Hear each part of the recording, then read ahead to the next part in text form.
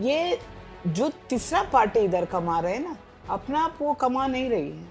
हाँ। अपना आप सिर्फ जिस्म बेच रही है वो, लेकिन जो जितना काम करती है उतना पैसा उसको तो नहीं मिल रहा है। स्पेशली जीवी रोड की महिलाओं का, करीब 800 महिलाओं का HIV टेस्ट फोर्सफुल हुआ।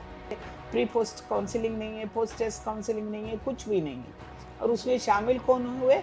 ICMR की डॉक्टर्स की टीम, एम्स की डॉक्टर की टीम, कमला मार्केट की पुलिस की टीम।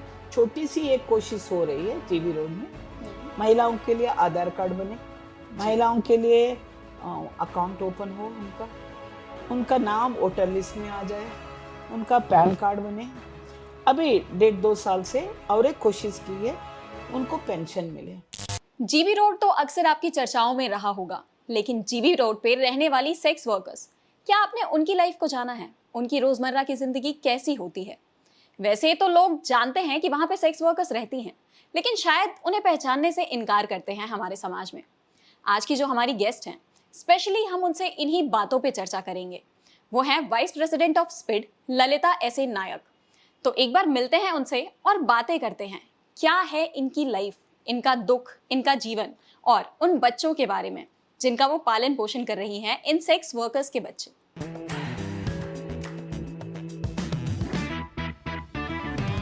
नमस्कार मैम, सबसे पहले तो मैं आपका स्वागत करना चाहूंगी हमारे आज के पॉडकास्ट में। And thank you so much, आपने अपने बिजी स्केड्यूल में इतना वक्त दिया हमें। आपसे मिलके मतलब ऑनेस्टली बहुत खुशी हो रही है, क्योंकि आप अपने आप में एक मिसाल है। सबके बस की बात नहीं होती उन लोगों के लिए काम करना जिन्हें शायद हमारी सोसाइटी पहचानने से भी इनकार कर देती है।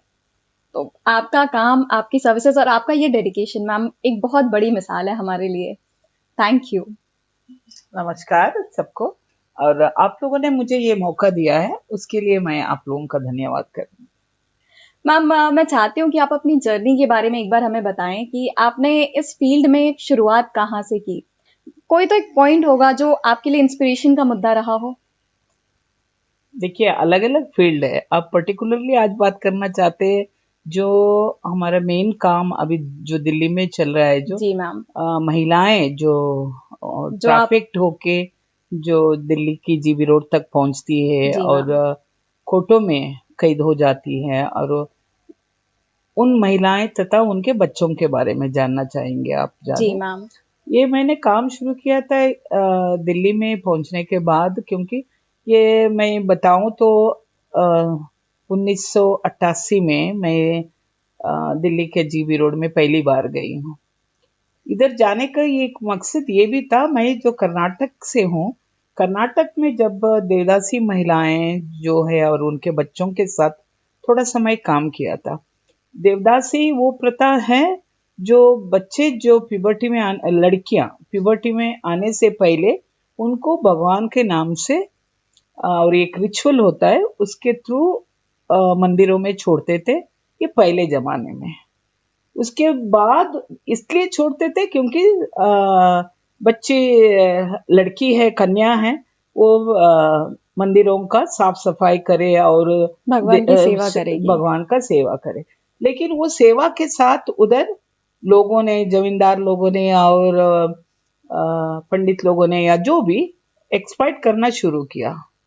और ये सबसे ज्यादा ये एक प्रथा हम पढ़ते भी हैं और सुने भी हैं। बहुत प्राचीन समय से ये चली आ हाँ, रही है। चले आ रहा है ये सिस्टम। ये सिर्फ हमारा हिंदुस्तान में ही नहीं, इसी तरीका का जो दासी का प्रथा, जो देवदासी का प्रथा आपका नेपाल में भी मिलता है। जी। नेपाल में भी ये सिस्टम है जो कन्याओं के साथ। जब मैं कर्नाटक में एक पर्टिकुलर डिस्ट्रिक्ट में गए थे, तब उस गांव के कुछ लोगों ने ये बता दिया इधर ये हो रहा है करके। तो हमारा ये कहता, उसमें एक बच्ची आके बोली, 7th स्टैंडर्ड में थी, मैं तो स्कूल जाना चाहती हूँ लेकिन मुझे तो देवदासी बना रही है मेरी माँ। तो आप मना कर दो, नहीं होता है, हम मना करेंगे तो गांव में अकाल आ जाएगा। मैंने बहुत सारे ऐसी दुर्घटनाएं हो सकती है गांवों में, शहरों में, तो इसलिए हमें बनना ही पड़ेगा। ये एक ब्रेन वॉश होता है, हाँ, अंधविश्वासों से जोड़कर होता है। तो हमने उन्हीं कम्युनिटी में से लड़कों को इकट्ठा करके बातचीत किया लड़के बोले मैडम ये चलते आया है। तो चलते आया है, लेकिन आपको ये नहीं लगता आपका बहन के साथ कोई एक्सप्लॉइट कर रहा है, उसके साथ लैंगिक शोषण कर रहा है, लेकिन वो दिन में नहीं छूता है, रात को चाहिए उसको बिस्तर पर तुम्हारी बहन या तुम्हारी माँ चाहिए। तो आप लोगों ने कभी इस एंगल से क्यों नहीं देखते हो? क्योंकि ये जो प्रथा है जो जो चल रही थी उस गांव में, लो कास्ट की महिलाएं और उनके बच्चियों के साथ इस्तेमाल करने वाले हाई क्लास के, हाई कास्ट के थे।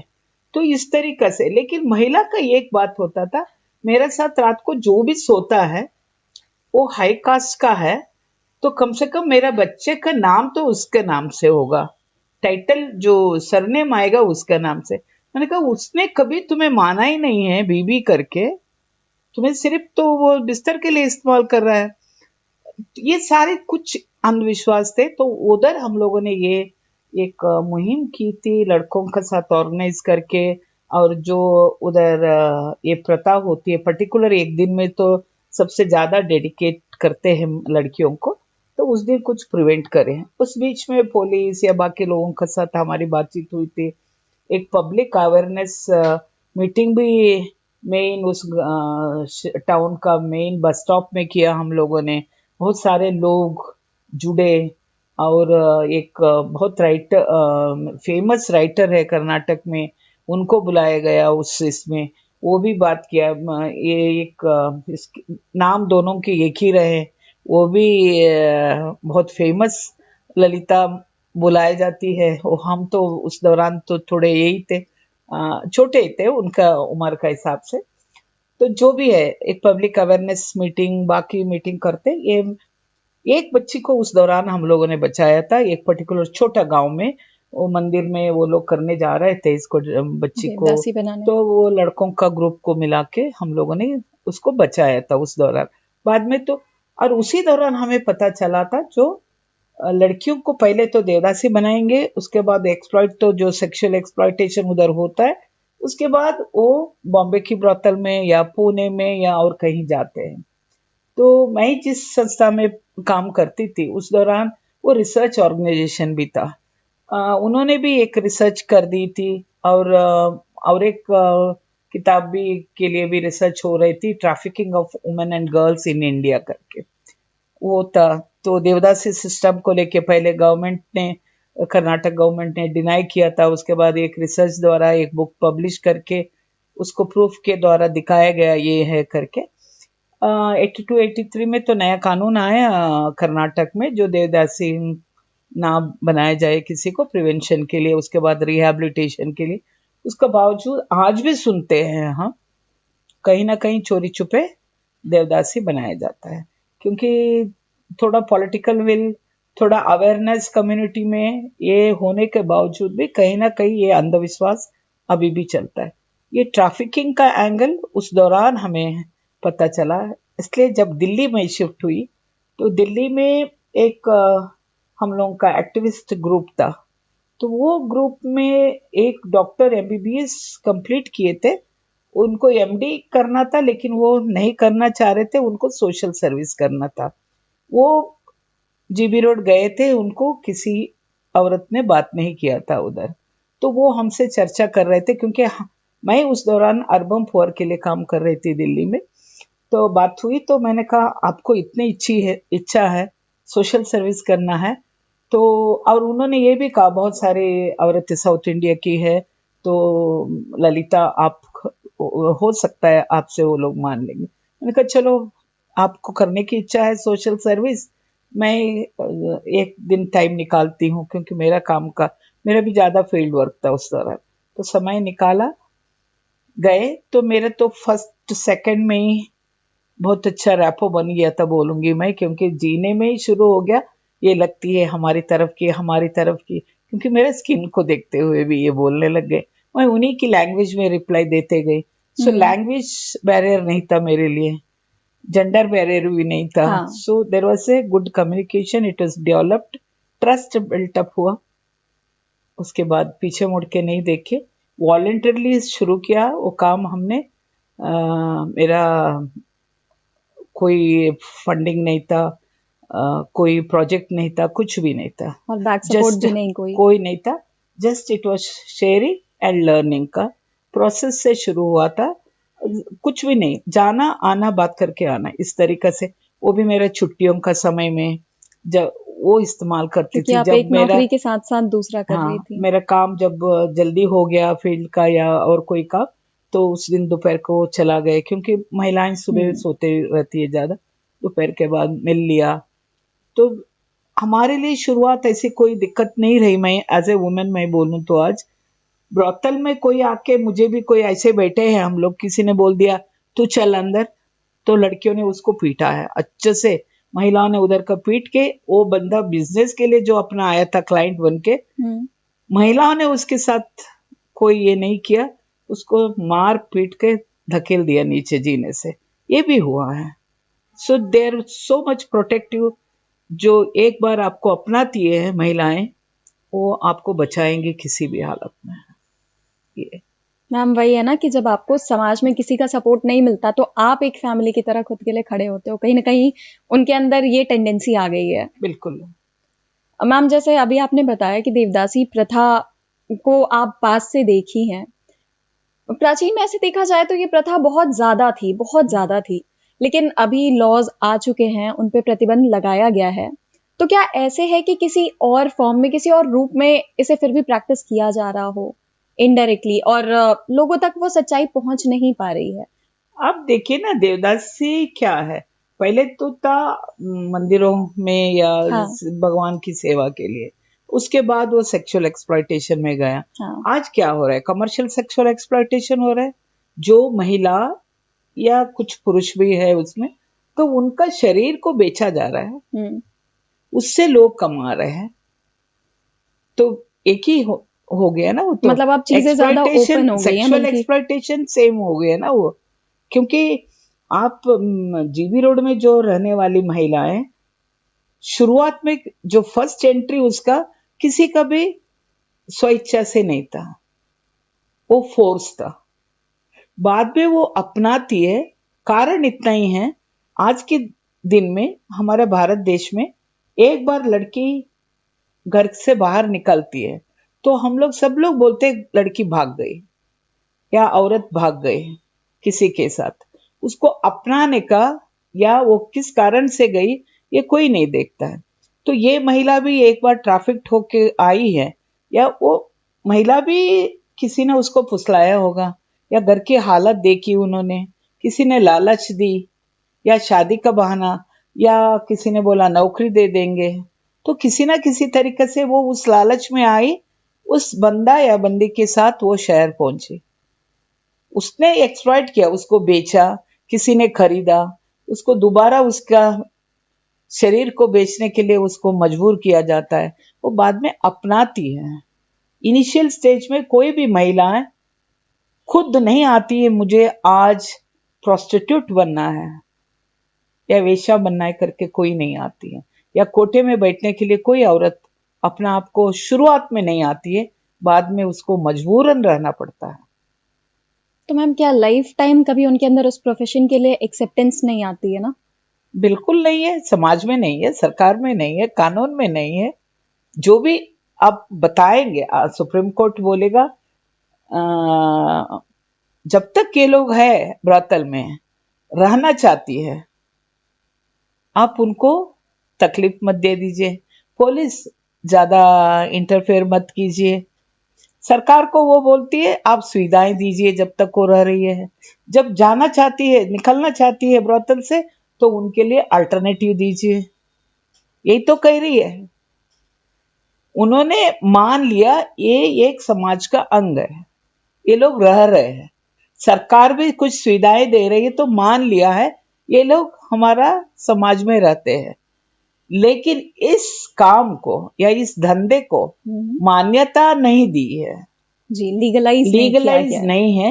और लीगलाइज की बात मेरे से आप पूछोगे तो आज का दिन में लड़की जात का साथ जितना भेदभाव हो रहा है हमारा देश में, उसको देखते हुए इस काम को बोलो या इस धंधे को लीगलाइज करना बहुत बेवकूफी हो गई। मेरी ये पर्सनल और मेरा संस्था एसपीआईडी का भी यही ये है व्यू है, इसलिए है। अब पेट में ही जो आपको पता चलता है लड़की है, तभी अबॉर्शन के लिए सोचते हैं। लड़की पैदा होते ही मारने की सोचते हैं। लड़की को पढ़ाने में भी डिस्क्रिमिनेशन देखते हैं। शादी का टाइम में या डाइवोर्स होके या हालत खराब है तब भी। और कुछ आदमी लोग ऐसे भी है, उसको काम नहीं करना है बंदे को, वो उसको सिर्फ पीना है, नशा लेना है। वो बीवी को बोलेगा तू कुछ भी कर, मुझे पैसा लेके आके दे। कुछ माँ बाप भी ऐसे हैं, गरीब का कारण बोलो या अलग कारण बोलो, वो लोग भी अपना बच्चों को बेचते हैं, वो भी स्पेशली लड़कियों को बेचते हैं जी। तो ट्रैफिकर भी ला रहा है, तो आप ट्रैफिकर को लाइसेंस दे रहे हैं। महिला को क्या मिलेगा इसमें? वो किसी ना किसी का कब्जे में ही आएगी। जैसे आज है, आज कितना भी बोले, कितना भी महिला आंदोलन वाले बोले या बाकी लोग बोले, नहीं नहीं वो लोग अपना मर्जी से काम कर रहे हैं। कभी अपना आप को सोचो ना, वो अपना आप आई है क्या उधर? या जब आप कैंपेन करना चाहते हो, आप अपने बेटी को नहीं इस धंधे में डालना चाहते हो, तो दूसरे का बेटी के लिए क्यों कैंपेन करेंगे? इसको लीगलाइज करो, इनको वो दो, वो ये दो। सारी सुविधाएं भारत का नागरिक को मिल सकती है संविधान का हिसाब से, वो दो ना। क्यों जिस्म बेच के खाओ करके आप उनको एक ठप्पा लगाओगे? लेकिन मैम, जहां तक लीगलाइजेशन का सवाल है, इसमें एक और एंगल जुड़ जाता है। वो ये कि अगर किसी भी चीज को रेगुलेट करना है, जैसे अगर अल्कोहल को ही ले लीजिए, शराब पीना, अगर इसे रेगुलेट करना है तो पहले इसे कंसीडर करना जरूरी है ना, इसे लीगलाइज करना जरूरी है, ताकि इसके प्रोज एंड कॉन्स दोनों देखे जाएं और उस पे रूल्स बनाए जाएं कि आप ये कर सकते हो और ये नहीं कर सकते हो, और ये करने पे इतने की सजा है। तो मतलब जो महिलाएं आज की डेट में इस फील्ड में आ चुकी हैं, वो सेक्स वर्कर्स हैं, उनके लिए तो शायद लीगलाइजेशन एक सॉल्यूशन होगा ना मैम। उन्हें पहचान मिलेगी, उन्हें लीगलाइजेशन के बाद वो हक मिलेंगे जो शायद अब तक नहीं मिल रहे हैं। जो वायलेंस उनके साथ हो रही है, उनके खिलाफ उनकी आवाज और मजबूत हो सकती है, क्योंकि उन्हें तब पहचानेगा हमारा कॉन्स्टिट्यूशन, हमारी कानून व्यवस्था, ये सब उन्हें पहचानेगी। तो क्या ऐसा है कि लीगलाइजेशन से जो लोग अभी हैं एज सेक्स वर्कर्स काम कर रहे हैं, तो क्या उन्हें ये बेनिफिट नहीं मिलेगा? नहीं तो आप ये सारे विदाउट लीगलाइजेशन आप ये बेनिफिट नहीं दे सकते हो। मुझे ये बताइए, वो भारत की नागरिक है जी, वो रह रहे हैं, संविधान में सेक्सुअल एक्सप्लॉयटेशन जो आपके ट्रैफिकिंग का भी खिलाफ बोला गया है जी। ये जो तीसरा पार्टी इधर कमा रहे हैं ना, अपना आप वो कमा नहीं रही है। हाँ। अपना आप सिर्फ जिस्म बेच रही है वो, लेकिन जो जितना काम करती है उतना पैसा उसको तो नहीं मिल रहा है। हाँ, वो तो थर्ड पार्टी लूट रहा है।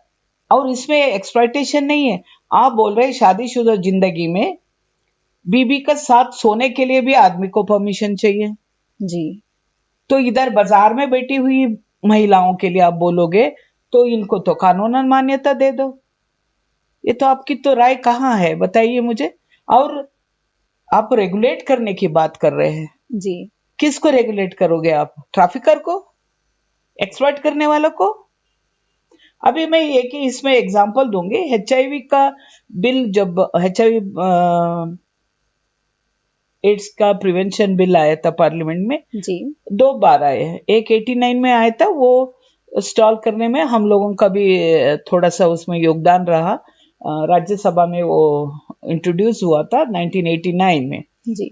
88 में इन्हीं महिलाओं का, स्पेशली जीबी रोड की महिलाओं का, करीब 800 महिलाओं का एचआईवी टेस्ट फोर्सफुल हुआ और उनको बताया नहीं गया क्यों टेस्ट कर रहे हैं। किसी ने बोल दिया एड्स के लिए है। एचआईवी और एड्स में फर्क है। क्या कर सकते हो, बाद में क्या करना चाहिए, पहले क्या होना चाहिए।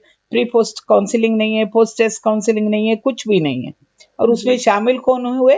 आईसीएमआर की डॉक्टर्स की टीम, एम्स की डॉक्टर की टीम, कमला मार्केट की पुलिस की टीम। ये सब जाके पुलिस वाले बोलेंगे चल रे तेरी लड़कियों को लाइन लगा। जो ब्रोथल कीपर को बोलेंगे, ब्रोथल ओनर को, तो उसको तो मजबूरन करना पड़ता है। ये हुआ 1988 में। 89 में एड्स प्रिवेंशन बिल आता है पार्लियामेंट में।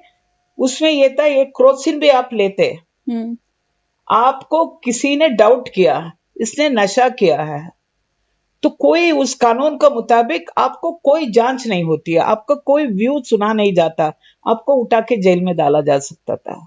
आप एक क्रोसिन नहीं ले सकते थे उस दौरान। ऐसा बिल था, ड्रकोनियन बिल था वो स्टॉल हुआ 1989 में। उसके बाद नया बिल आया, उस दौरान दो ग्रुप बने। एक एंटी ट्रैफिकिंग का ग्रुप बने, क्योंकि वो बिल का ऊपर चर्चा होते वक्त एक एड्स के लिए काम कर रहे हैं, HIV एड्स के लिए। उसमें एक क्लॉज था जो क्लाइंट भी अपना HIV फ्री सर्टिफिकेट लेके जाए ब्रोथल में जाते वक्त। आप महिलाओं को बोल रहे हैं HIV फ्री सर्टिफिकेट लेके बैठो ब्रोथल में जी, तो आदमी जाने वाला उसको बीमारी नहीं देगा। बिल्कुल। और बायोलॉजिकली और जो साइंटिफिक वे में भी ये बताया जा रहा है, आदमी ज्यादा वायरस को दूसरे को दे सकता है, औरत कम स्प्रेड कर सकती उसके है, कम चांसेस है ना।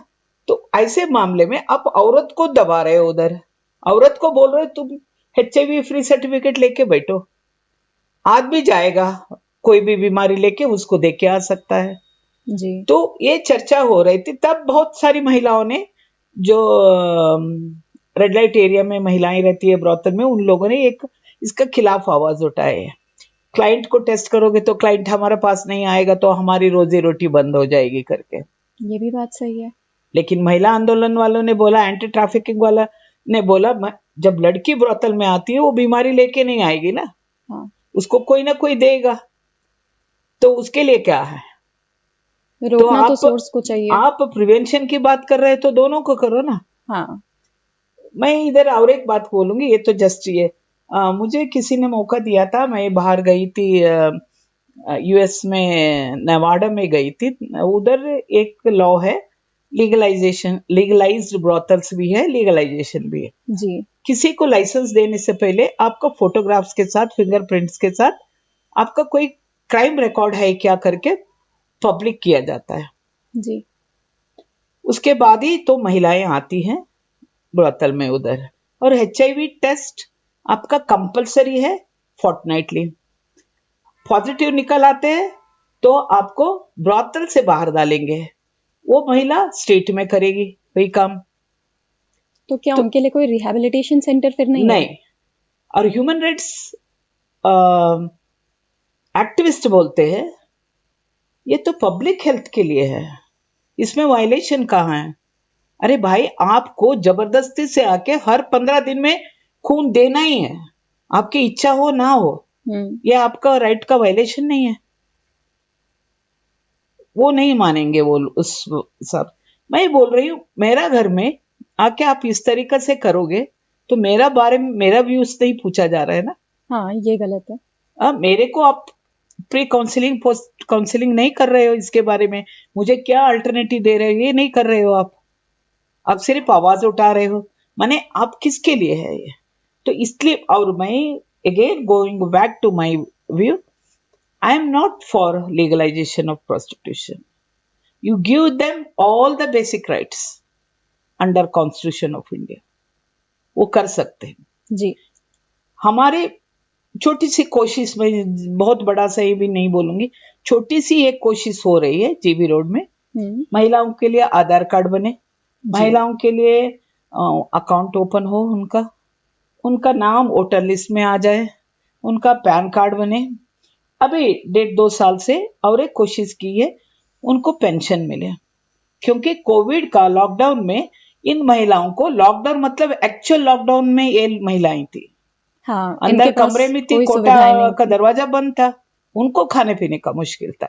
बहुत सारे लोगों ने दिया, हम लोगों ने भी रेशन या बाकी चीजों को बांटा, वो अलग मामला है, बट सरकार की तरफ से उस दौरान कुछ नहीं आया। सरकार ने कोई, उसी दौरान सुप्रीम कोर्ट ऑफ इंडिया ने कुछ निर्देश दिए सब स्टेट गवर्नमेंट्स को, और नेशनल ह्यूमन राइट्स कमीशन ने दिए कुछ, उसको ही हम लोगों ने इस्तेमाल किया। और लेकिन हमने कोशिश की थी, चीफ मिनिस्टर ऑफ दिल्ली को हमने चिट्ठी लिखा, फूड मिनिस्टर को लिखा, इन लोगों को रेशन दिया जाए, इन लोगों को वो दिया जाए। सब ने पासिंग द बक बोलते ना ऐसे, आपकी चिट्ठी मिल गई उधर भेजा है, आपकी चिट्ठी मिली इधर भेजा है, इस तरीके से लेटर को घुमाते रहे, लेकिन मदद देने कोई नहीं आया उस दौरान। तो ये सुप्रीम कोर्ट और नेशनल ह्यूमन राइट्स का कमीशन का इसके बाद हम लोगों ने ये कोशिश की। अभी उनको छोटा सा एक सोशल सिक्योरिटी के लिए 2,500 रुपए महीना मिल रहा है, पेंशन मिल रहा है लगातार। कुछ महिलाओं को अभी करीब 1.5 साल हो गया, मिलने लग गया है। बहुत कोशिश की करने के बाद, उनका डॉक्यूमेंट होने के बाद, वो लोग बहुत 5 साल से पुराने है जीबी रोड में रह रहे हैं, ऐसी महिलाओं के लिए ये एक कोशिश की है। और करीब 150 से ज्यादा ही महिलाओं को ये सुविधाएं मिल रही हैं। तो आप विदाउट लीगलाइजेशन ये सब दे सकते हो, कर सकते हो, तो लीगलाइजेशन का क्या जरूरत है? ट्रैफिकर को लड़की लाओ बेचो, इसके लिए दोगे लाइसेंस?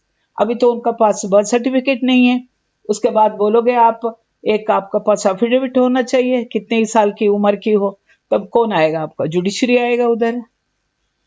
उसके बाद बोलोगे आप कोई बीमार नहीं हो, डॉक्टर से सर्टिफिकेट होना चाहिए, तो डॉक्टर आएगा।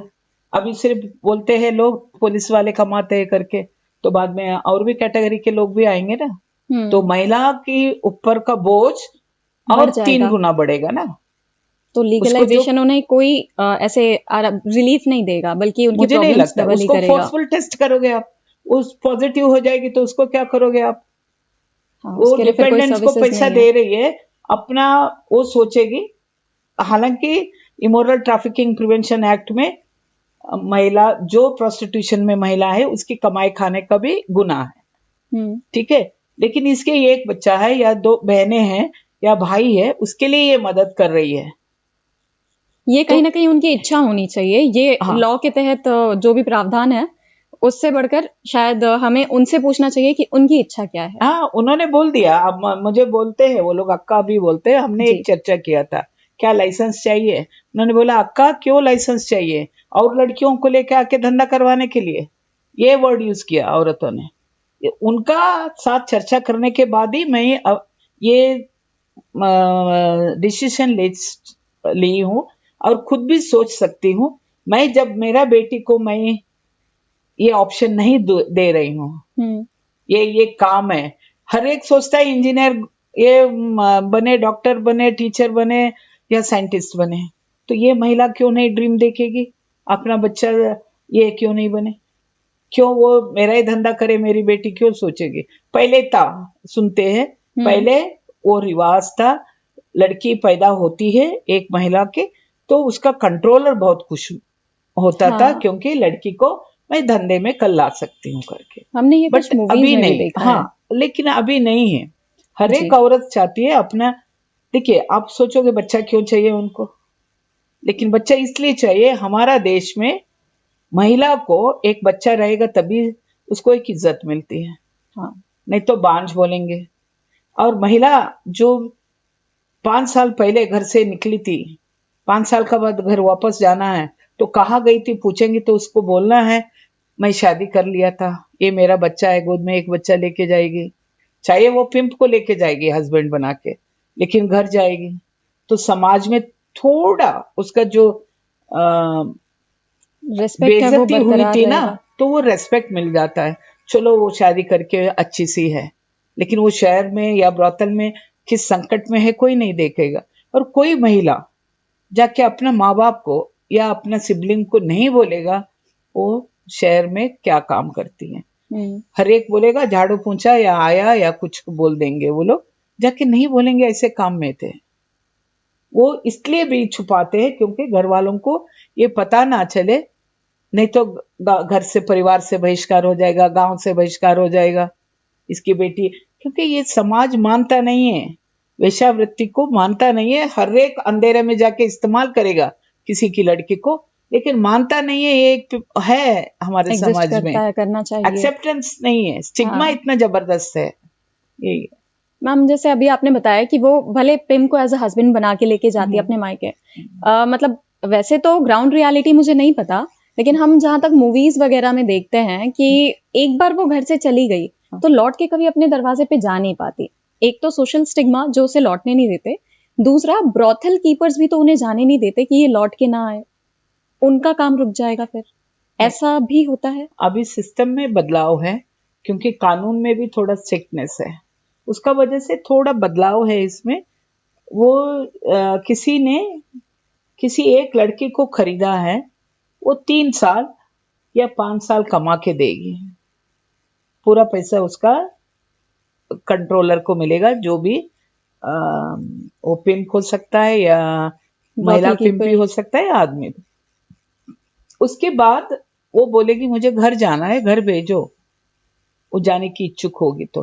लेकिन वो 5 साल में ना वो कुछ ना कुछ नशा का आदी भी हो जाती है, करवाते भी है। वो हो सकती है शराब पीती है या स्मैक अवेलेबल होती है, वो पिएगी, वो इस्तेमाल करना सीखेगी, कुछ ना कुछ नशा में रहती है, या तंबाकू ही खाने का हो। तो ऐसे में होती है, लेकिन उसका बावजूद उसको लगता है मैं इतना साल से दूर हूं, चलो एक बार घर जाके आ जाऊं।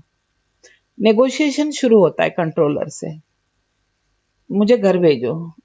नहीं तो आजकल थोड़ा सा डर भी है, पुलिस आके पूछेगा या बाकी संस्था वाले आके पूछेंगे तो बोलेंगे मेरी इच्छा नहीं है, इसने मुझे रखा है। तो वो बंद हो जाएगी। तो थोड़ा सा नेगोशिएशन में आने के बाद वो लोग 15 दिन के लिए, 1 महीने के लिए जाके आओ, तब ये पिंप जाता है आदमी बनकर। आदमी का काम यही है, उसको एक तो लैंग्वेज नहीं आती है लोकल, वो गांव के कहीं कर्नाटक आंध्र के गांव के, तो लोकल भाषा में बात करेगी। इधर ये आदमी हिंदी वाला जाएगा या दूसरा लैंग्वेज वाला, जाके उधर गांव वालों को भी पता नहीं चलेगा इसका बैकग्राउंड आदमी का। तो लड़की तो बोलेगी ये तो मेरा आदमी है, और वो भी आने के बाद उधर तो रहेगा आदमी बनकर, वापस आने के बाद उस सारा देख के आता है ना, वो बाद में ब्लैकमेलिंग भी शुरू करते हैं।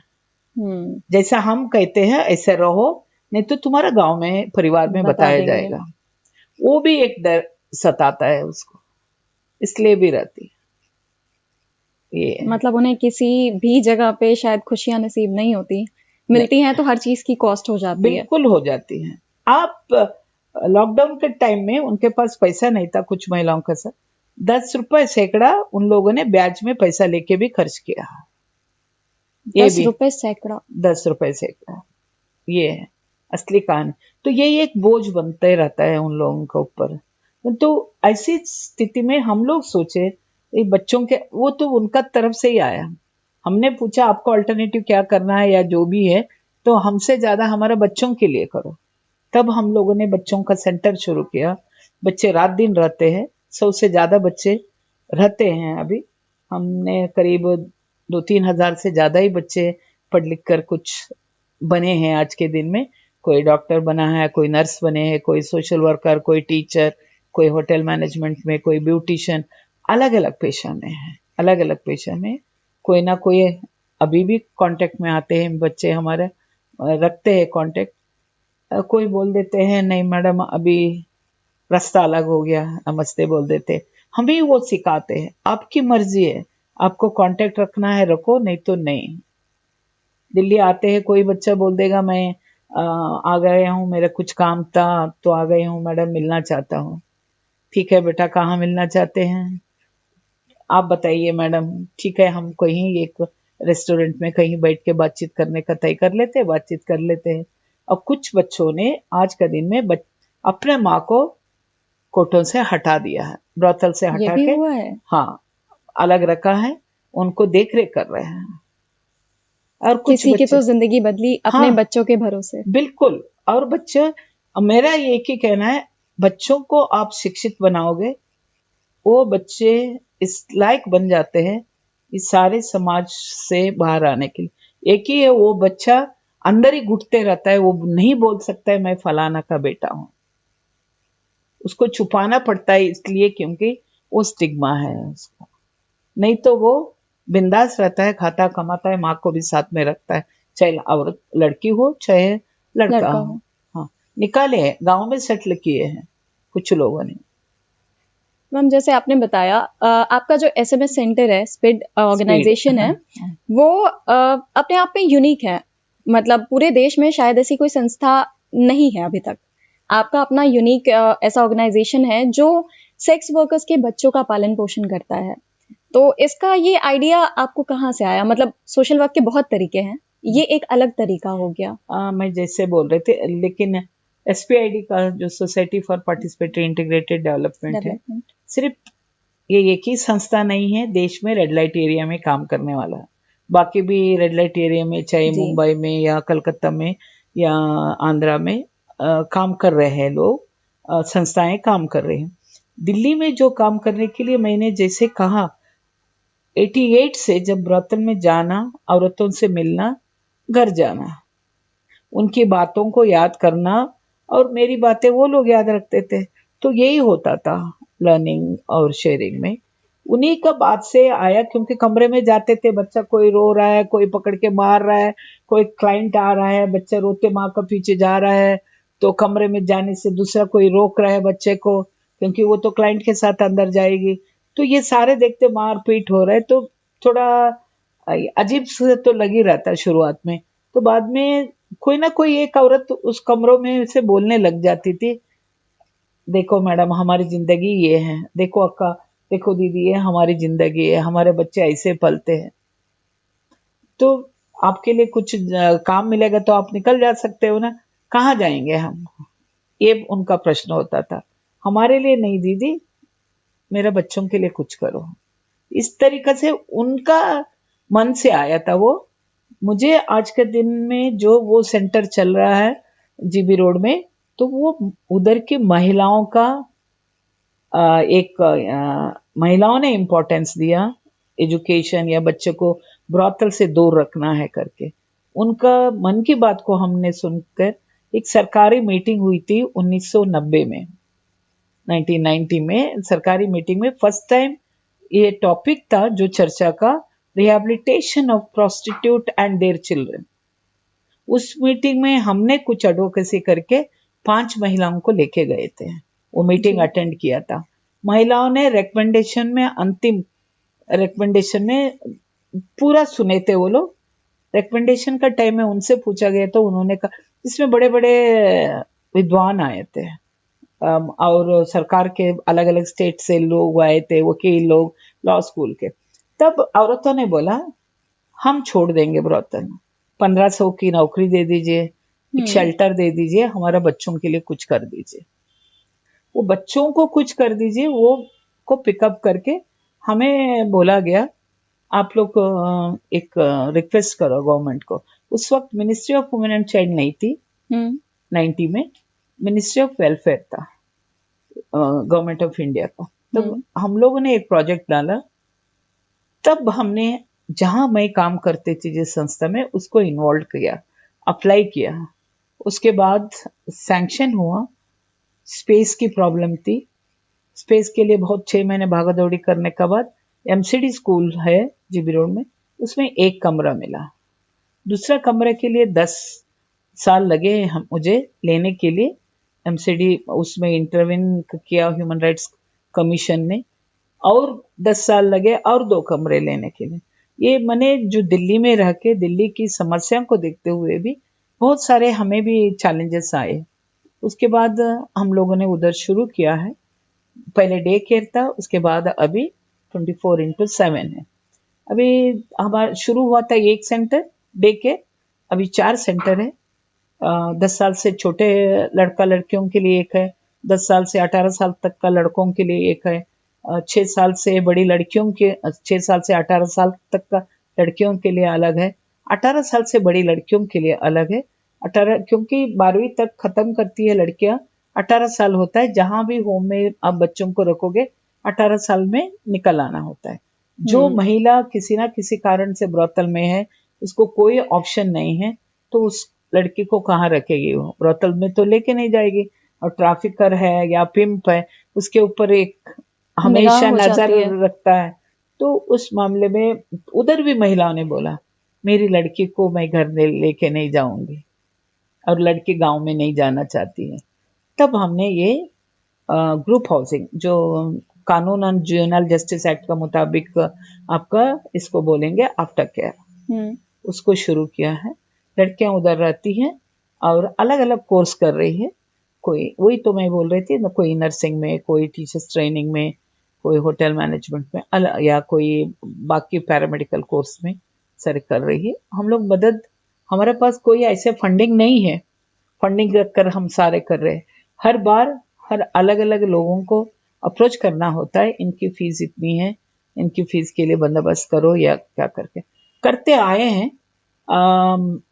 ये एक धागा है रबर का जैसा, खींच रहे, कब टूटेगा मालूम नहीं है, बट हम लोग खींचते आए हैं, जितना हो सकता है उतना मदद करते आए हैं। तो मैम जैसे एक स्पेस का इशू हो गया, हाँ। आपको ये सेंटर शुरू करने में काफी सारी दिक्कतें आई होंगी, स्पेस से लेकर के फाइनेंस से लेकर के सोशल स्टिग्मास तक।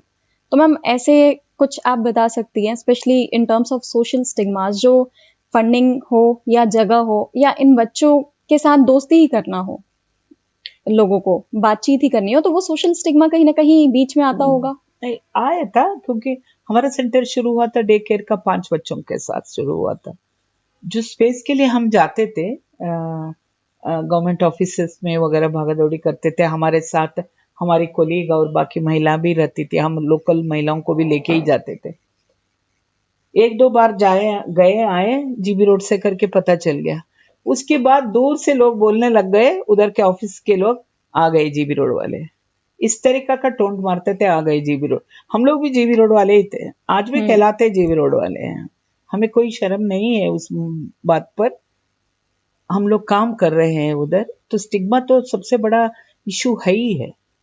मुझे भी कोई बोलता है, हंसता है कोई, कहाँ मिलेंगे मैडम, आप कहाँ रहते हैं? जीबी रोड में, सेंटर ही जीबी रोड में है तो जीबी रोड ही बोलूंगे ना।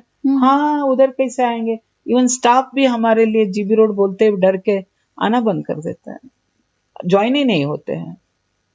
ये भी है, प्रॉब्लम है, चैलेंजेस इस तरीके का बहुत सारे आए हैं, और फंडिंग का भी इशू है ही है। हम लोग बच्चों को मेन स्ट्रीम में लाना चाहते हैं, पब्लिसाइज नहीं करना चाहते उनके बारे में ज्यादा, तो ये इश्यूज आते रहेंगे, लेकिन आए हैं। मेरा हम लोग 33 साल हो गए, एक विश्वास के ऊपर, एक किसी ना किसी तरीके से हम लोग चला रहे हैं सेंटर को, चल रहा है। अभी स्पेस की प्रॉब्लम आज भी है, आज भी स्पेस की प्रॉब्लम का वजह से हमें रेंटेड स्पेस हायर करना पड़ रहा है। वो रेंट इतने हाई है आज के दिन में दिल्ली में, रेंट के लिए फंड रेज करना सबसे बड़ा हमारा इशू बन जाता है, सबसे बड़ा इशू। और जितना जगह चाहिए उतना मिलती नहीं है, उतनी जगह नहीं है। आप जूनियर जस्टिस एक्ट का मुताबिक आपको बाद में चाइल्ड वेलफेयर कमेटी या बाकी लोग आपको 10 बार क्वेश्चन करेंगे। ये है फंडिंग, गवर्नमेंट फंडिंग हमारे इतना बच्चों के बीच में सिर्फ एक सेंटर के लिए गवर्नमेंट की फंडिंग है, ओपन शेल्टर के लिए, वो भी आप पहले खर्च करो, पूरे साल खर्च करो 12 महीने, उसके बाद आपको रियम्बर्समेंट होगा, वो भी 100% नहीं होगा।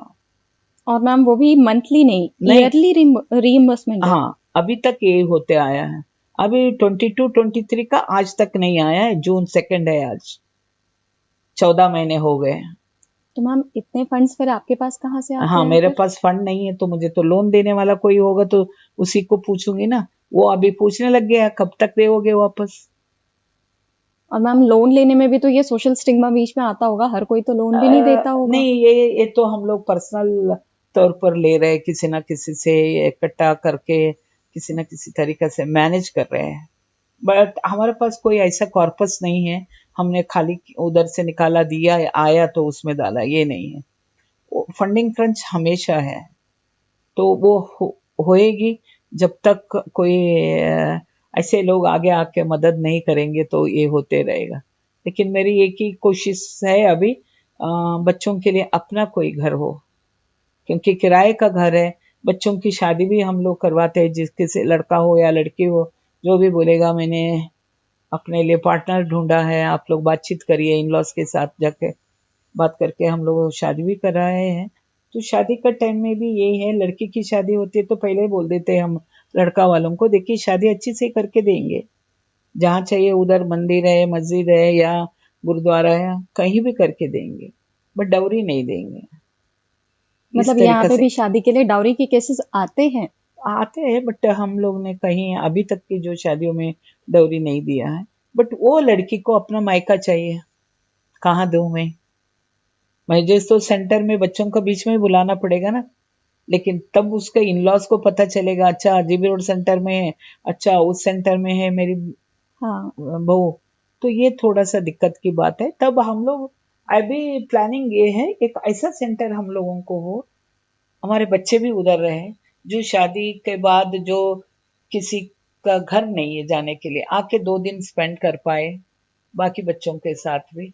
या अभी उनकी भी 18 तो अपनी बॉन्डिंग होगी ना, हाँ जिनके साथ आज वो पल बढ़ रहे हैं। हाँ, तो वो उसके लिए स्पेस 18 साल के बाद हम रख नहीं सकते, 18 साल छोटे बच्चों के साथ। हम्म। तो अभी शादी हम लोगों ने 1-2 शादी ऐसी हुई, तो हमारा 18 साल से बड़ी लड़कियों का घर है उधर, और बच्चे चाहते हैं मेहंदी की रस्म हो, संगीत की हो, ये सारे हल्दी की रस्म हो, वो सब करने के लिए तो अपना भी एक घर होना चाहिए ना। मकान होना चाहिए। या लड़का वाला भी आके मिलना चाहते हैं, सब कुछ किया हम लोगों ने। जो शादी के बाद ज्यादा कुछ नहीं हम चाहते, शादी के बाद अगला दिन आते हैं उनके घर वाले 20-25 लोग आएंगे, हम्म। आपको उनको भी कहीं बुलाना है, खाना खिलाना है। उनका भी तो स्वागत करना है। हाँ, उनको जो भी देने गिने का है, जो भी कर लेंगे, हम कर रहे हैं हम लोग। बहुत सारे लोग आज के दिन में, मैं धन्यवाद बोलूंगी, बहुत सारे लोगों ने मदद किया है ऐसे इशू में। आगे भी करते रहेंगे, ये सोचूंगी मैं। उम्मीद हाँ तो यही की जा सकती है कि लोगों की हाँ, सोच और खुली होगी, बिल्कुल और वो इस फील्ड में भी आकर के सोशल वर्क करना पसंद करेंगे। बिल्कुल यही सोचती हूँ। मैम, इसमें एक बहुत चैलेंजिंग ये भी होता होगा ना कि आप जो बच्चों को लेकर अपने पास आती हैं, किस एज ग्रुप से ही वो आपके पास आ नहीं, जाते हैं? मेरे पास पहले बच्चे, हम कोविड से पहले हम लोग बच्चे, इवन 9 महीने का बच्चा भी हमारा सेंटर में रहता था, 1 साल का भी रहता था। अभी लेकिन कोविड का ये, इसके बाद 2 साल मिनिमम होना चाहिए बच्चे को, 2 साल का बाद बच्चा हमारा सेंटर में रहता है। तो मैम, वो 2 साल की एज तक अपनी माँ के पास वहीं ब्रॉथल में रहते हैं? बिल्कुल, और माँ का साथ रहना, माँ का भी राइट है ना, हाँ, बच्चा का भी राइट है, माँ का दूध पी ले। हाँ, वो तो जरूरी है। तो इसके लिए बच्चे को अभी उधर ही रहते। उसके बाद जो बच्चे को वो माहौल सही नहीं है, माँ भी सोचती है, हम भी सोचते हैं, बातचीत करते हैं, उसके बाद बच्चा हमारे पास आता है। लेकिन मैं जाके हाथ पकड़ के लेके नहीं आती हूँ बच्चे को। हम मोटिवेट करते हैं माँ को, कि कंट्रोलर आप को, भेजिए। पिम्प को, देखो तुम्हारा बच्चे इस माहौल में ही चाहिए, आप रख लीजिए, या इस माहौल से दूर आप आके 4 कदम आके मिल सकते हो बच्चे को। और बच्चे को माँ आके मिलती है सेंटर में, ये नहीं है मिलने के लिए मना नहीं है। 24 आवर्स बच्चा रहता है मेरा सेंटर में। तो हम लोगों को चाइल्ड वेलफेयर कमेटी में बच्चे को प्रोड्यूस करना होता है, तो बाद में हर एक डेट देंगे, फॉलोअप होना। बच्चे को छुट्टी में लेके जाना चाहती है तो माँ जाएगी हम लोगों के साथ, चाइल्ड वेलफेयर कमेटी, उधर एक साइन करके उनके सामने, हमने भी बच्चा माँ को ही दिया है, वो भी एक करके क्योंकि आपकी भी जिम्मेदारी फिर वहां पे बन बिल्कुल जाती है। बिल्कुल। बहुत सारे ऐसे भी केसेस हुए, किसी का थ्रू कुछ प्रॉब्लम क्रिएट करते हैं लोग, तो बच्चा नहीं देंगे, वो है ये है, तो उनको समझा के। एक तो ऐसा एक केस ही ऐसा हुआ, रात औरत आई 4 बजे से रात को 10 बजे तक जिद्दी में बैठ गई, और उसका एक हस्बैंड भी, सो कॉल्ड हस्बैंड भी बनाते हैं ना, दो पिंप जो दलाल होते हैं, वो भी आके बच्चा दे दो गांव जा रही है, बच्चा दे दो गांव जा रही है, नहीं भैया नहीं भैया। बाद में किसी ने उसको फुसलाया, 100 नंबर कॉल करो, 100 नंबर वाले आते हैं, पूछते हैं क्या मामला है, उसका बच्चा क्यों नहीं दे रहे हैं। अरे बच्चा दे देंगे भैया, कल सुबह 10 बजे आएगी वो CWC में, तब मिलेगा। नहीं वो आज जाएगी, आज जाएगी नहीं, टिकट दे दो आज का। तो 7 नंबर वाले आते हैं, अंडर JJ एक्ट ये रूल है। हाँ अच्छा जी, आपका हाँ लाइसेंस्ड होम है। तो ऐसे इलीगली बच्चे को भी हम नहीं रख सकते हैं। हाँ। सारे होने के बाद अगला दिन ही सुबह 10 बजे उसको किसी तरीके से समझा के, उसके बाद बच्चा उसी को देते हैं, माँ को ही देते हैं। कोई पिंप आके बोलेगा उसका बच्चा मुझे दे दो, मैं नहीं दे सकती हूँ, इसलिए माँ को समझाने के लिए समय लगता है। ब्रोथल में जब जाते हैं 10 लोग 10 तरीके का बात बोलेंगे। कोई बोलेगा बच्चा नहीं मिलता है, माँ का बच्चा क्यों नहीं माँ को मिलेगा, माँ को ही मिलेगा। कभी कभी कुछ सरकारी सुविधाओं में देने वाले भी बोल देते हैं ये लोग तो बहुत ज्यादा कमाते हैं, इनका बच्चों को क्यों रखे। अरे कमाने का उसका हाथ में तो नहीं जा रहा है, माँ का हाथ में पैसा है, और कोई उसको कितना आधा भी पैसा नहीं आता है। अभी एक लड़की को एक कंट्रोलर रखता है, उसका एक सिटिंग के लिए जो क्लाइंट जाता है वो 320 रुपए किराया हो, वो 20 रुपए जाता है जो मैनेजर जो हिसाब लिखता है, बाकी 300 रुपए में 150 रुपए ब्रोथल कीपर को जाता है उसका कमीशन, क्योंकि वो शेल्टर इलेक्ट्रिसिटी और वाटर दे रही है। 150 बचा। 150 लड़की को डायरेक्ट नहीं आएगा, वो लड़की का जो कंट्रोल कर रहा है उसको जाएगा। वो कंट्रोलर लड़की को सिर्फ खाना देगा 2 वक्त का, और पैसा नहीं देगा। वही या लड़की को बोलेगा तेरे टिप्स मिले होंगे ना, उसमें से खाना लेके खा ले। ये भी इतना खतरनाक भी लोग हैं। तो लड़के अपना सिर्फ, इसीलिए मैं बोल रहे हैं लीगलाइजेशन का क्या बात कर रहे हो आप? लीगलाइजेशन की सुविधाएं शायद उन तक पहुंचे भी ना। नहीं होगी ना। आज के दिन में किसी को भी देखो आप, वही हालत है। तो लड़के वो पूरा पैसा तब मिलेगा, वो थोड़ा लैंग्वेज सीखेगी, लड़ने का सीखेगी, बोलेगी, आर्ग्यू करेगी, मुझे को दे दो, हाँ टिप्स के पैसा है जो आदमी देख के जाता है वो मैं ही रख लूंगी, वो तक ले लेते हैं। क्लाइंट चला जाएगा, लड़की बाहर आ जाएगी तो उसका जिस्म सारे पूरा देख के कहाँ कहाँ वो छुपा सकती है सब चेक करके पैसा है तो ले लेती है, कंट्रोलर ले लेते हैं। कुछ लोग सोचते हैं चल छोड़ दिया खा लेकर, लेकिन उसने उस बंदे के साथ 5 मिनट या 10 मिनट स्पेंड किया, दर्द तो उसने खाया ना, पैसा तो कंट्रोलर ने, पिंप ने लिया। तो ये एक्सप्लॉयटेशन जो सिचुएशन है ना, थर्ड पार्टी, तो ये खत्म नहीं होगा, कहीं भी नहीं होगा। जितना भी हम लोग बोलेंगे, क्यों नेगेटिव बोलेंगे आप, तब भी ना नेगेटिव नहीं, जो मैंने मेरा 33-34 ईयर्स का टाइम में मैंने जो देखा हुआ है ना जी, तो उससे मुझे लगता है। और महिला भी इतनी ब्रेन वॉश्ड होती है, आपकी काउंसलिंग, कोई भी डॉक्टर डिग्री फेल हो जाती है, उधर की महिला, उधर का महिला कोई इस तरीके से काउंसलिंग करती है, ब्रेन वॉश करती है, देख तू तेरा ही कर दियो, जो इधर रहना है तो ये करना है, इस तरीके से। तो मैं कभी कभी हंसते हुए बोलती हूँ, कोई भी साइकाट्रिक आके इनको सही नहीं कर सकता है। उसको जितना भी आप समझाओ वो पानी में चला जाता है। दूसरे किसी ने उसको एक लाइन बता दिया, उसका हिसाब से चलेगी। बहुत सारे केसेस है, किसी की बात सुन के आते ही महिला, मेरे बच्चा दे दो मैं गाँव जाऊंगी, चलो CWC का थ्रू दिला दिया, 4 दिन में वापस आ जाएगी, बच्चा रख दो। क्यों भाई, गाँव गई थी? नहीं ना, कोई ऐसा बता रहा था, वैसा बता रहा था, इसलिए ले गई थी।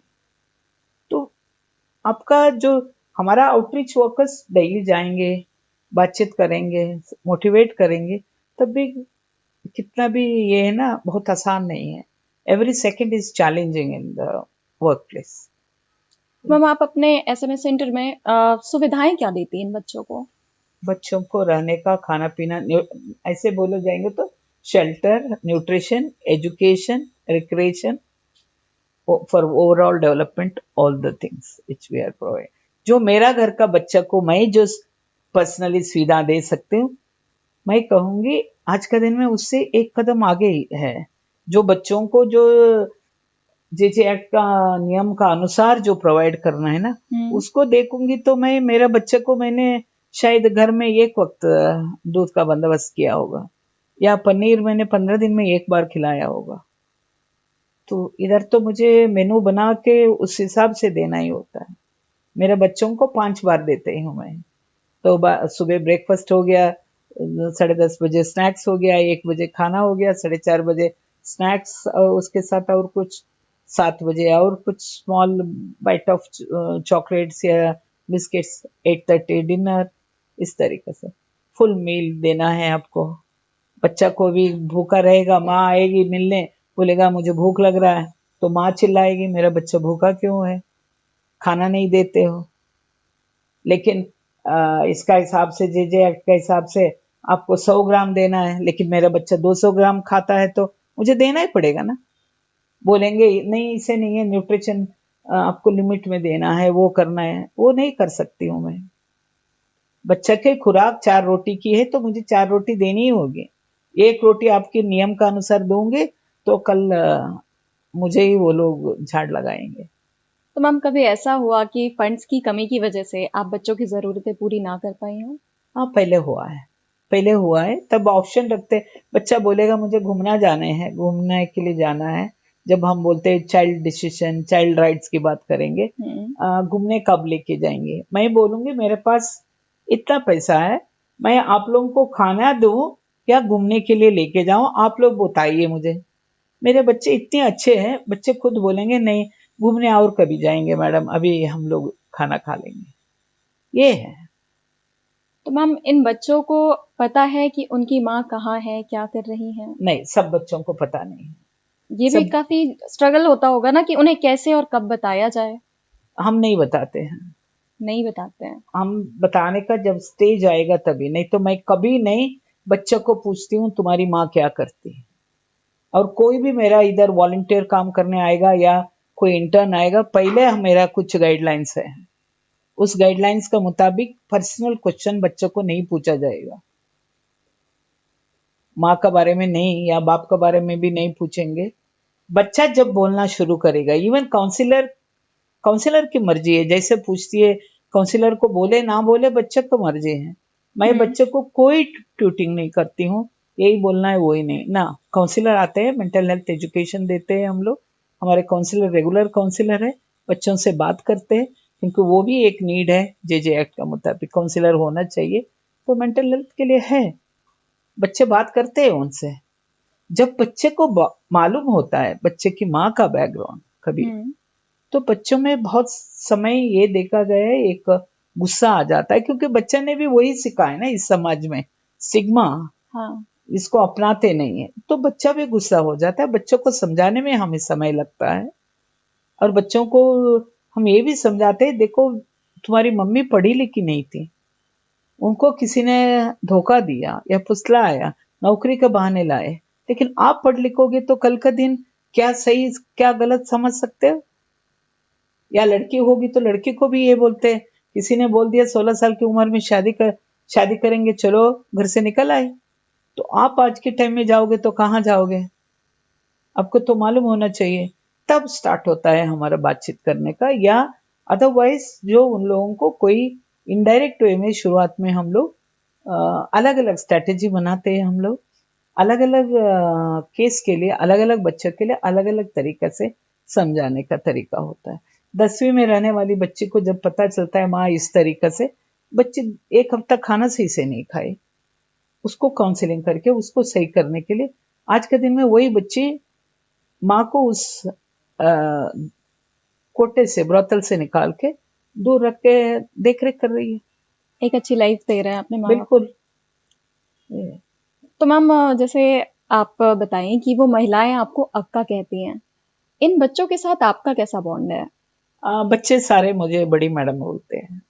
बड़ी मैडम। हाँ, तो मेरी तो मेरे तरफ से अच्छे ही रहने की पूरी कोशिश है, और बच्चे भी जब थोड़ा सा स्ट्रिक्ट रहना है तब रहती हूँ, कभी खेलते रहना है खेलते रहती हूँ उनके साथ, तो या उसमें कोई ये नहीं है। और कोई उनको शिकायत है किसी से, जब हम बैठते आ जाएंगे दरवाजा में घूमते रहेंगे, कब मैं बुलाऊं कब बोलेगा बच्चा, नहीं तो बड़ा बच्चा होगा तो वो आएगा मुझे कुछ बोलना है तो बोलो बेटा, नहीं अभी वो है नहीं बोलूंगा, तो ठीक है, मैं ही बाद में बच्चे के पास जाती हूँ, अकेला दिखाई देगा तो क्या बात थी, कुछ बात नहीं है, उसने ना मेरा पेंसिल ले लिया, उसने मेरा कटर ले लिया, वो भी एक शिकायत होती है, चलो उसको उसी दौरान उसी तरीका से। कोई छोटे छोटे बच्चे लड़ाई झगड़ा नहीं करेंगे तो और कौन करेगा, माँ बाप भी लड़ाई झगड़ा करते हैं तो बच्चे क्यों ना करें। नहीं, जैसे मेरा वो था कंसर्न कि जैसे हॉस्टल में जब बच्चे रहते हैं तो वार्डन से बहुत अच्छा बॉन्ड नहीं हो पाता उनका। वार्डन कहीं ना कहीं उन्हें ज्यादा स्ट्रिक्ट और डिसिप्लिन के टर्म्स पे मिलती हैं, तो आप भी उनके लिए काइंड ऑफ गार्जियन हैं, रिस्पॉन्सिबल हैं, तो आपके पास भी वो छोटे से छोटे मुद्दे और बड़े से बड़े मुद्दे के लिए आ सकते हैं। और मतलब उस जो हम एक प्यार अपने पेरेंट्स से एक्सपेक्ट करते हैं, तो क्या उनका वो बॉन्ड आपसे बिल्कुल आता होता है, है? सारे बच्चे वही है। बच्चे जब भी आता है आपके पास, बच्चे को अभी बच्चों को मालूम है, बच्चों को आएगा बुखार है बोलेगा, बच्चे छोटा भी बच्चा आएगा इसे दिखाएगा, चलो बुखार है आ जाओ देखते हैं, अरे बुखार तो बहुत ज्यादा है तो दवा तो खत्म हो गई, ठीक है बाद में, उसको बुखार नहीं होता है, जी वो जी। आपका पास आना चाहता है, आप एक बार छुओ उसको। हाँ। तो इतना ही है बच्चे का मन में। जब हम अब कल सुबह हम मीटिंग में निकल गए, सरकारी मीटिंग था, शाम को आए, सब छोटे बच्चे भाग के आ गए, बड़े भी आ गए, बड़े तो दूर से नमस्ते करेंगे, या कब मैडम बुलाएगी करके, लेकिन छोटे एकदम आ जाएंगे, नजदीक आ जाएंगे, कुछ ना कुछ बोलने की कोशिश कर देंगे। 2 साल का बच्चा भी आके किसी ना किसी को एक उंगली दिखा के बोलने लग जाएगा। मेरे तरफ से या मेरे स्टाफ के तरफ से सब हम लोगों ने एक ये अपनाया है। तो कुछ लोग बोलते भी है, इवन CWC बोलती भी है, जो बॉन्डिंग जो स्पीड के स्टाफ के साथ बच्चों की है वो कम दूसरी जगह में दिखाई देती है करके। हम लोगों ने उस तरीके से काम करने का, मेरा बच्चा है मेरे पास, जब तक है वो बच्चा मेरा बच्चा है, तो मैं जिस तरीके से मेरे बच्चे को अपने पर्सनल घर में देख रेख करूंगी, मेरे को तो कानूनन एक स्टेप आगे ज्यादा ही करना पड़ेगा इधर, और हम लोग करते हैं। और बॉन्डिंग नहीं होती या एक वो ट्रस्ट महिलाओं के बीच में मैं बिल्टअप नहीं करती, तो इतना साल मैं नहीं उधर हो नहीं पाता। समय बिताती। ये एक महिलाओं ने मुझे एक दीदी का दर्जा दिया है, अक्का माने साउथ या मराठी हाँ, लैंग्वेज में दीदी है। उन्होंने मेरे को अपनाया नहीं होता तो मैं इतना साल उधर नहीं होती। आपकी भी ये सर्विस कहीं ना कहीं उस ट्रस्ट पे बेस्ड है। बिल्कुल ट्रस्ट भी है, ये करने की स्वेच्छा थी, कंटिन्यू हो रही है। मुझे ये समझ नहीं आ रहा है, मैंने तो दिल्ली आई थी 1 साल के लिए आई थी, वो 1 साल नहीं, मेरा अभी तो दिल्ली का 35-34 साल हो गए। ज्यादा नहीं, वो तो उधर का काम का, दिल्ली आके मेरा 36-37 ईयर्स हो गए ये। मैम कहीं ना कहीं आप ब्लेसिंग है इन महिलाओं के लिए, उनके बच्चों के लिए। ऊपर वाले की, भगवान की इच्छा जैसा है वैसा चल रहे हैं। मनुष्य जीवन है, हमसे किसी को हम गलत ना करें, अच्छा नहीं कर पाते हैं तो गलत भी ना करें। या एक मनुष्य जीवन एक ही बार मिलेगा, तो जो हो सकता है उतना करो, बाकी तो छोड़ दो। ऊपर विश्वास ऊपर वाले के ऊपर रखते हैं। तो मैम आपके सेंटर पे ये जो बच्चे हैं, आप उन्हें बेसिक स्कूलिंग देती हैं। तो हमने गंगूबाई मूवी में देखा था, जब वो स्कूल में एडमिशन के लिए जाती हैं, वहां पेरेंट्स की आइडेंटिटी को लेकर बहुत इशू बनाया जाता है। कोई भी स्कूल इन बच्चों को एडमिशन नहीं देना चाहता है। तो क्या ऐसा कुछ मुद्दा आप लोग के सामने भी आया था? पहले आया था, लेकिन आपको याद करना होगा 1984 में जी। सुप्रीम कोर्ट ने एक ऑर्डर दिया था, उसका मुताबिक आप सिर्फ माँ का नाम पर ही, पेरेंट्स के नाम की जगह में सिर्फ माँ का नाम पर भी बच्चों को दाखिला दिला सकते हैं। लेकिन हाँ, कुछ स्कूलों में प्रॉब्लम आई थी, और कुछ बच्चों का बैकग्राउंड का वजह से, क्योंकि बच्चा हमारा इधर रहता है, स्कूल में गए एडमिशन के लिए, किसी ने पूछ लिया बच्चे से, हाँ क्या करने आए हो बच्चे एडमिशन के लिए, कहाँ रहते हो, उन्होंने बच्चे ने बोल दिया हॉस्टल में रहते हैं। कहाँ है हॉस्टल, बच्चा को उतना ये नहीं था, जीबी रोड बोल दिया, उससे तो एडमिशन के लिए रोक हो गया मेरा बच्चों के लिए। 2-3 बच्चों के लिए 1 महीना भागा दौड़ी करना पड़ा मुझे, क्यों नहीं दे रहे हो एडमिशन करके। एडमिशन फॉर्म दे दिया, सबमिट हो गया, तो सिर्फ पता चला जीबी जीबी रोड रोड। से है। तो बाद में उसको भी हम लोग टैकल किए, फोन में बोल दिया 1 महीने में बच्चे को एडमिशन नहीं हो सकता है। हमने पूछा क्यों, नहीं हमारे पास सीट नहीं है, आपका इलाका वो है उधर कर लीजिए, नहीं हमें तो आपके स्कूल में चाहिए, उस इलाके में नहीं जाएंगे ये बोला। तो उन्होंने कहा अभी तो नहीं हो पाएगा, तो आप लिख के दे दीजिए, बाद में मैं देख लेती हूँ क्यों नहीं हो रहा है करके, लिख के दे दीजिए। तो वो लिख के दे दीजिए जब मैंने बोला, स्ट्रांगली बोला, तब उन्होंने मेरे बच्चे को एडमिशन दिया। तो ऐसे केसेस है, लेकिन हम लोग तो अभी बच्चे को स्कूल में एडमिशन माँ का नाम से ही दिलाते हैं। माँ बोलती है बच्चे का पिता का नाम ये है, तो वो नाम लिखेंगे, नहीं तो माँ बोलेगी मेरे नाम से बच्चा एडमिशन होना है, उसी का नाम से एडमिशन दिलाते हैं। एड्रेस हमारा सेंटर का रहता है। तो मैम जैसे अगर किसी माँ ने बोला कि पिता का नाम ये है, तो क्या वो पिता जिम्मेदारी लेते हैं? मतलब जस्ट पेपर्स में रह जाते हैं, डॉक्यूमेंट्स में? बिल्कुल डॉक्यूमेंट के पर्पस के लिए है। और पिता बाकी उनका कोई हो रोल तो?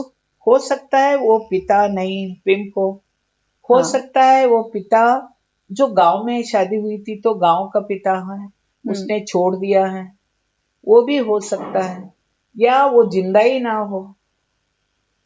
तो ये सब कारण अलग अलग है, लेकिन मुझे तो सुनना है माँ की बात ना, हम्म।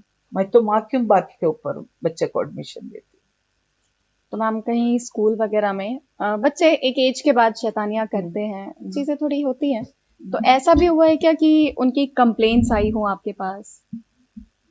आई है। बच्चा भी बाद में बहुत, क्योंकि हम तो शुरुआत में क्या करते थे, तब तो ये जे एक्ट वगैरह का इतना ज्यादा ये नहीं था, तो बच्चे दूसरे डिस्ट्रिक्ट में, दूसरा स्टेट में भी बच्चों को एडमिशन दिलाते थे। तब मैनेजमेंट को बोलते थे हम, क्योंकि इन केस इमरजेंसी और कुछ हो जाए या बच्चे के बारे में उनको कुछ ऐसे जरूरत पड़ेगी तो पता चले करके।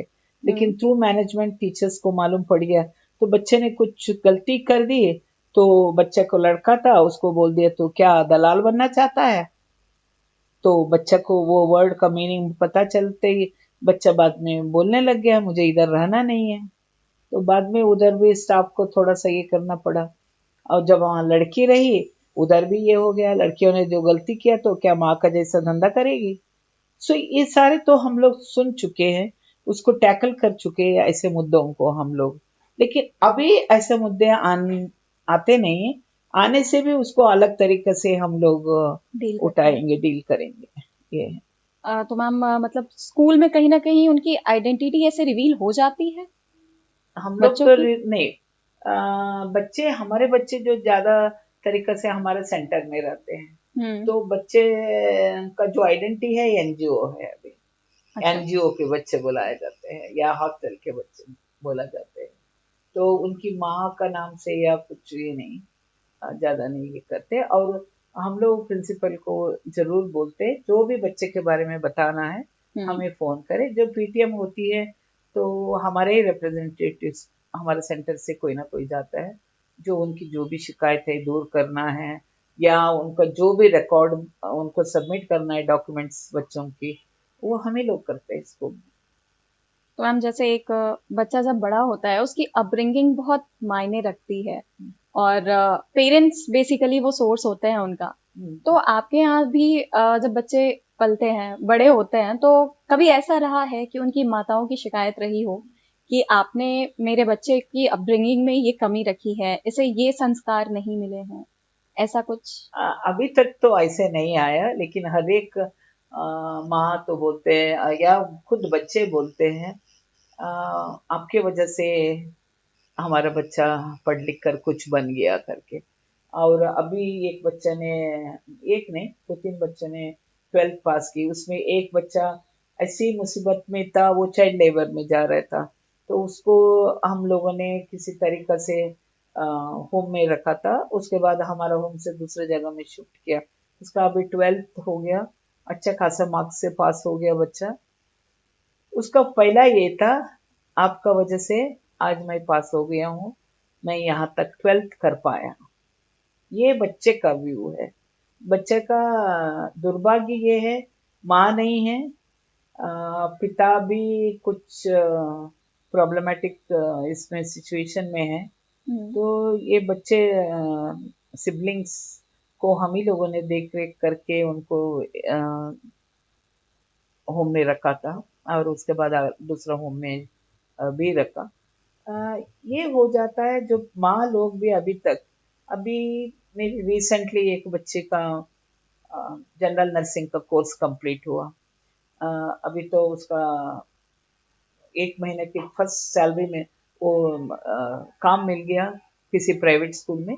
काम मिलते पहली मंथ का सैलरी वो मिलते ही वो अपना माँ को पैसा दी, और थोड़ा पैसा लेके आ गए बच्चों के लिए कुछ खिलाना है करके। और माँ और बेटी दोनों आके बोलते हैं सब कुछ आपका वजह से हुआ करके। वो एक प्राउड फीलिंग मोमेंट है, लेकिन उसके बावजूद मेरे को ये है, बच्चा ने पढ़ाई किया।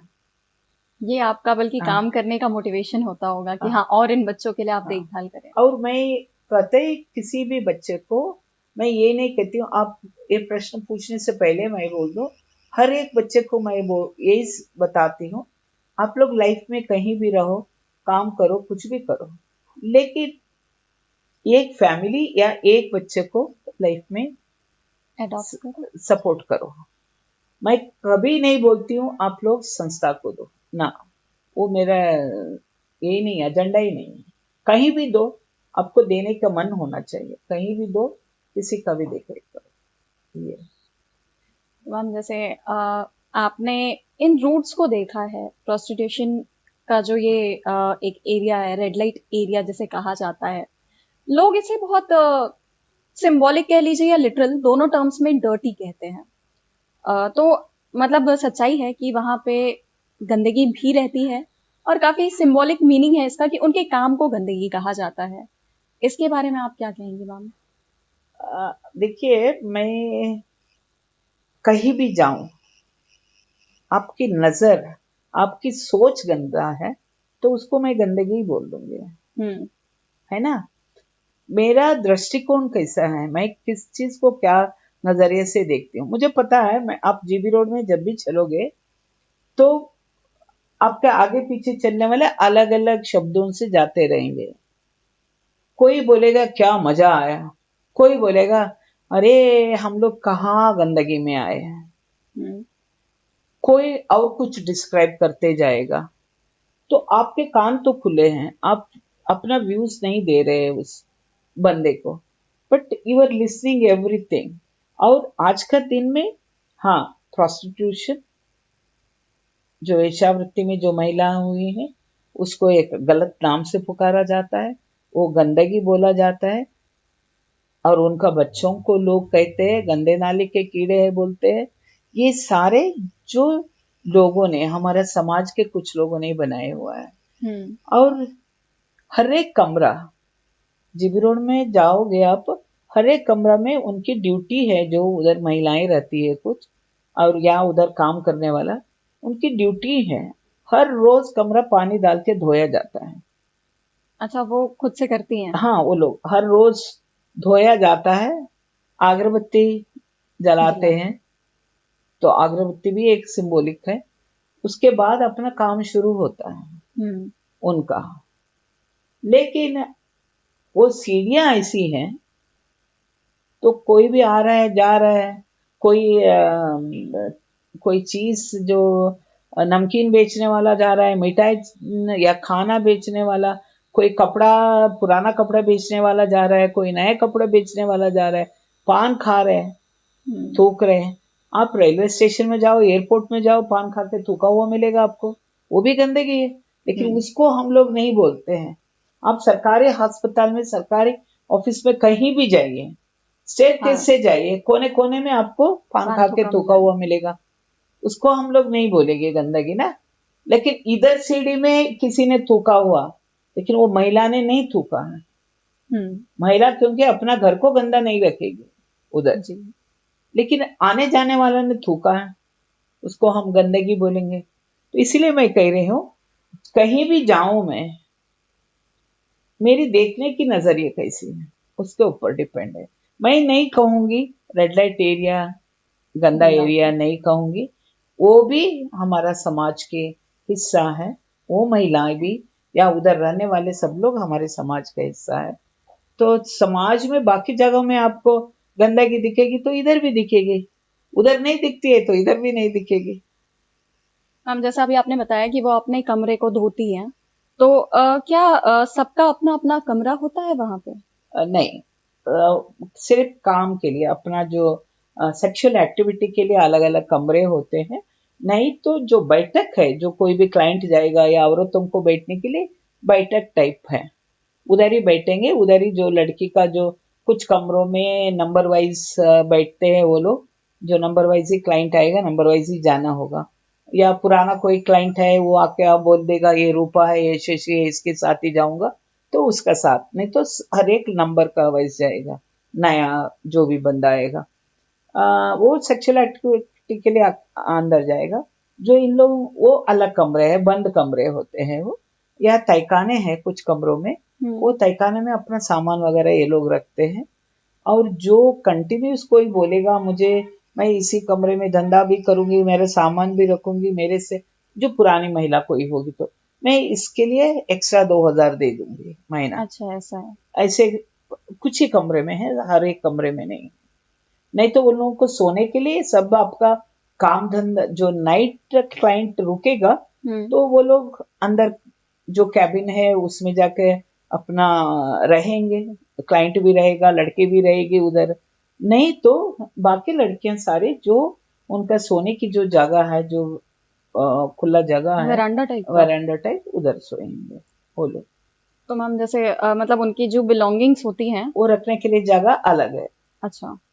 वो रखने के लिए अलग जगह है। वो तो उतार नहीं सकते हर बार, आप बिलोंगिंग नहीं लेके जा सकते। और मैम ये जो ब्रोथल कीपर्स होते हैं, हम्म। ये कैसे बन जाते हैं? मतलब इनका बैकग्राउंड क्या रहता है? कोई भी बन सकता है, आपका पास पैसा है तो आप भी पगड़ी में ले लीजिए या क्या खरीद लीजिए एक ब्रोथल, आप भी ब्रोथल कीपर बन गए। मतलब जैसा हम मूवीज में देखते हैं हाँ, कि जो बहुत पुरानी वो प्रोस्टिट्यूट्स हो जाती हैं, सेक्स वर्कर्स जो पुराने हो जाते हैं, काफी टाइम से काम कर रहे हैं, वो कहीं ना कहीं उसे एक पदवी के तौर पे अपना लेते हैं कि नहीं अब मैं इसकी कीपर हूँ। ऐसा भी हमने देखा है। देखिए ऐसे। अलग अलग सिस्टम है। ब्रोथल का ओनर, बिल्डिंग का ओनर अलग है, हम्म। जिसने पगड़ी में लिया है वो अलग हो सकता है। उसने और किसी को चलाने के लिए दिया है कमरा, वो ब्रोथल कीपर ही हो गई। हम्म। उसके अंडर हो सकता है कंट्रोलर, माने 4 लड़कियों को या 2 लड़कियों को या अकेला भी रहने वाले, इस तरीके से अलग अलग लोग हैं। हम्म। जो ब्रोथल कीपर बनने के लिए एक तो आपके पास पैसा होना चाहिए, दूसरा आपकी चलाकी होनी चाहिए। आपने किसी को भी अपने जिसका कमरा था या वो ब्रोथल जिसको बिलोंग करता है उससे आपके अच्छे संबंध है, हम्म। तो वो बोलेगा अच्छा चलो आज शशि भाई मेरी बीबी है, ये चलाएगी, या आज रूपा चलाएगी, आज या रामकली चलाएगी। तो वो अपना बीबियों का भी शिफ्टिंग करता है, रहता है, सबको खुश करने के लिए देखेगा वो। तो 3 जगह में वो 3 अलग अलग बिल्डिंग में उसके ब्रोथल होंगे, 3 औरतें उसकी उधर रहेंगी। तीनों औरतें बोलेंगे रामलाल मेरा पति है, शशि भी बोलेगी रामलाल मेरा पति है, रामकली भी बोलेगी रामलाल मेरा पति है, इधर दूसरे रूपा या नीपा रहेगी, वो भी बोलेगी मेरा पति रामलाल है। वो पति नहीं है, वो एक्सप्लॉइटर है, वो एक्सप्लॉइटर है। हम्म। वो जिस जब चाहिए तब आके इसके पास भी सोएगा, जब चाहिए उसने कमाया हुआ भी लूट के ले जाएगा। ये उसके लिए ये काम करेगी।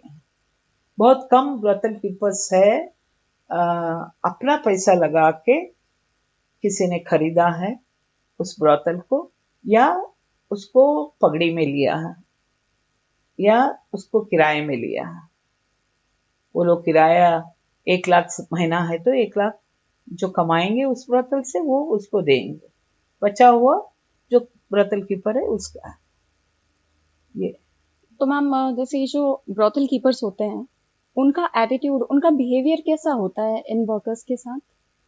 मतलब ऐसे जनरल टर्म्स पे तो बहुत रूड कंसीडर किया जाता है कि बस काम से काम तक, और अगर किसी का काम करने का मन ना हो तो उनसे जबरन भी काम कराया जाता है कि नहीं अगर क्लाइंट आया है तो तुम जाओगी कैसे नहीं। देखिए ये पहले दिल्ली में सबसे ज्यादा कमीशन बेसिस पर है महिलाएं। ब्रोथल कीपर अपना खरीद के लड़कियों को औरतों को नहीं रखता है, वो अपना प्रीमिसेस देता है, वो 50% अर्निंग लेता है।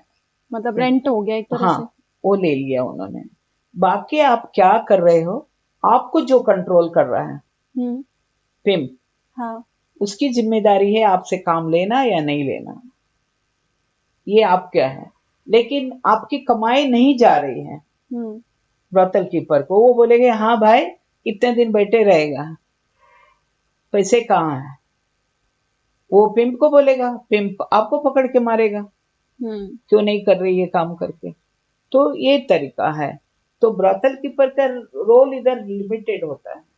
ब्रोथल कीपर के पास जैसे मूवी में पहले होता था, एक ब्रोथल कीपर ने 10 लड़कियों को रखा है, कोई गया उसको हाँ सोना भाई उसको दे दे इसको दे दे, वो नहीं है अभी, बहुत कम है अभी, लिमिटेड है ऐसे। तो अभी कहीं ना कहीं पिम्प ये सब काम कर रहे हैं। अलग अलग एक्टर्स है अभी बीच में। तो मैम मतलब जैसे आपस में अगर उन महिलाओं की बात करें तो उनमें तो बहुत सौहार्द बना रहता है, एक दूसरे के लिए शायद वही होती हैं परिवार के तौर पे। बिल्कुल लेकिन वो वहां तक सौहार्द रहता है।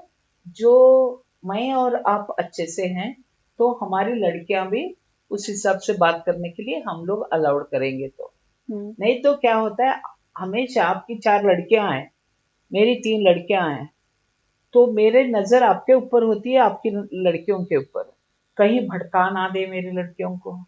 आप भी उसी तरीके से ट्रैक रखेंगे, अरे ललिता की लड़कियां तो मेरी लड़कियों को भी भड़काएंगी, तो बात बहुत कम करेंगे।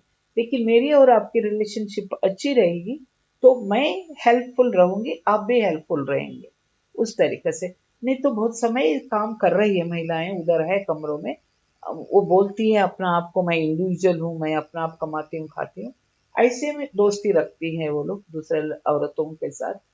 मुसीबत में वो लोग साथ देते हैं आपस में। किसी को अस्पताल जाना है लेके जाएंगे, या एडमिट हो गई उसके साथ रहना है वो कर लेंगे, या बाजार जाना है लेके जाएंगे, और ये प्रेम से रहते हैं। और जो हम लोग बाकी समाज में देखते हैं धर्म को लेके लड़ाई होती है ना, वो लड़ाई उधर नहीं है। जो एक सारे धर्म का एकीकरण देखना है तो ब्रॉतलों में होता है। उधर सबके फोटोज लगे होंगे सारे भगवानों के, उसके साथ फिल्म एक्टर हीरोइन हीरो का भी लगे होते हैं कमरों में। तो इवन इसको तो मैंने महसूस किया 1992 में भी। 1992 में जब कर्फ्यू लगा था दिल्ली में, वो इलाके में भी इफेक्ट हुआ था। तो सारी महिलाएं सारे रिलीजन वाली एक साथ रहती थी, तो हम लोग तो कर्फ्यू पास लेके एंट्री करते थे, उस दौरान ब्रॉतन में जाते थे, उनको दवा वगैरह का जरूरत है तो देने के लिए। उस दौरान भी देखा है मैंने, उनमें एक अच्छी बॉन्डिंग होती है। तो मैम अगर जैसे कोई क्लाइंट ने वायलेंस किया है, हाँ, इंजर्ड है, वो उन्हें चोट लग गई है, तो वो किससे शिकायतें कर सकती हैं अपनी?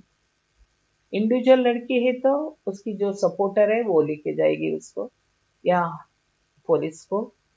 उधर ही नजदीक 2-3 पुलिस चौकियां हैं, पुलिस को बुला लेते हैं। नहीं तो जो ब्रोथल कीपर होता है उसकी ड्यूटी बनती है, पहले बोलती चिल्लाएगी वो, जाके इसको लेके जाओ अस्पताल लेके जाओ।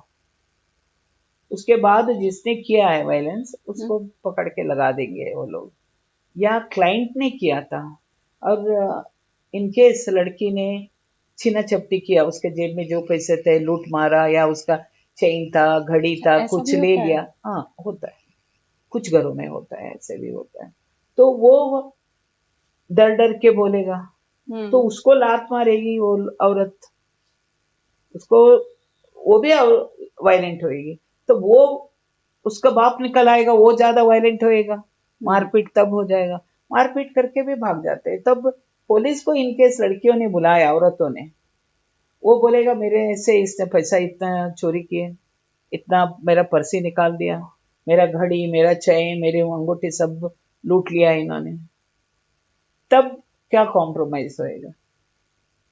दोनों से तीसरा पार्टी पैसा लेगा, हाँ। दोनों से तीसरा पार्टी लेगा, और थोड़ा कुछ इसका लड़की के ऊपर जुर्माना लगा के जो छीना झपटी किया वापस दिलाएगा, उसमें से लेगा थर्ड पार्टी दोबारा, दे थोड़ा पैसा।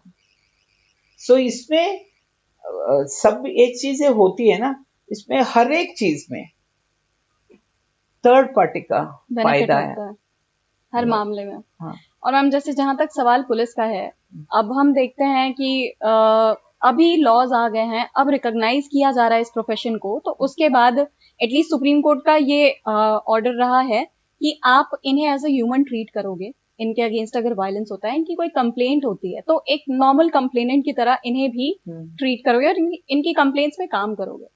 लेकिन पुलिस में वो सेंसिटिविटी नहीं दिखाई देती, वो इन्हें इनह्यूमन ट्रीटमेंट ही देते हैं, वो इनकी कंप्लेंट्स को रजिस्टर भी नहीं करते, उल्टे इन्हें ही दुत्कारते हैं।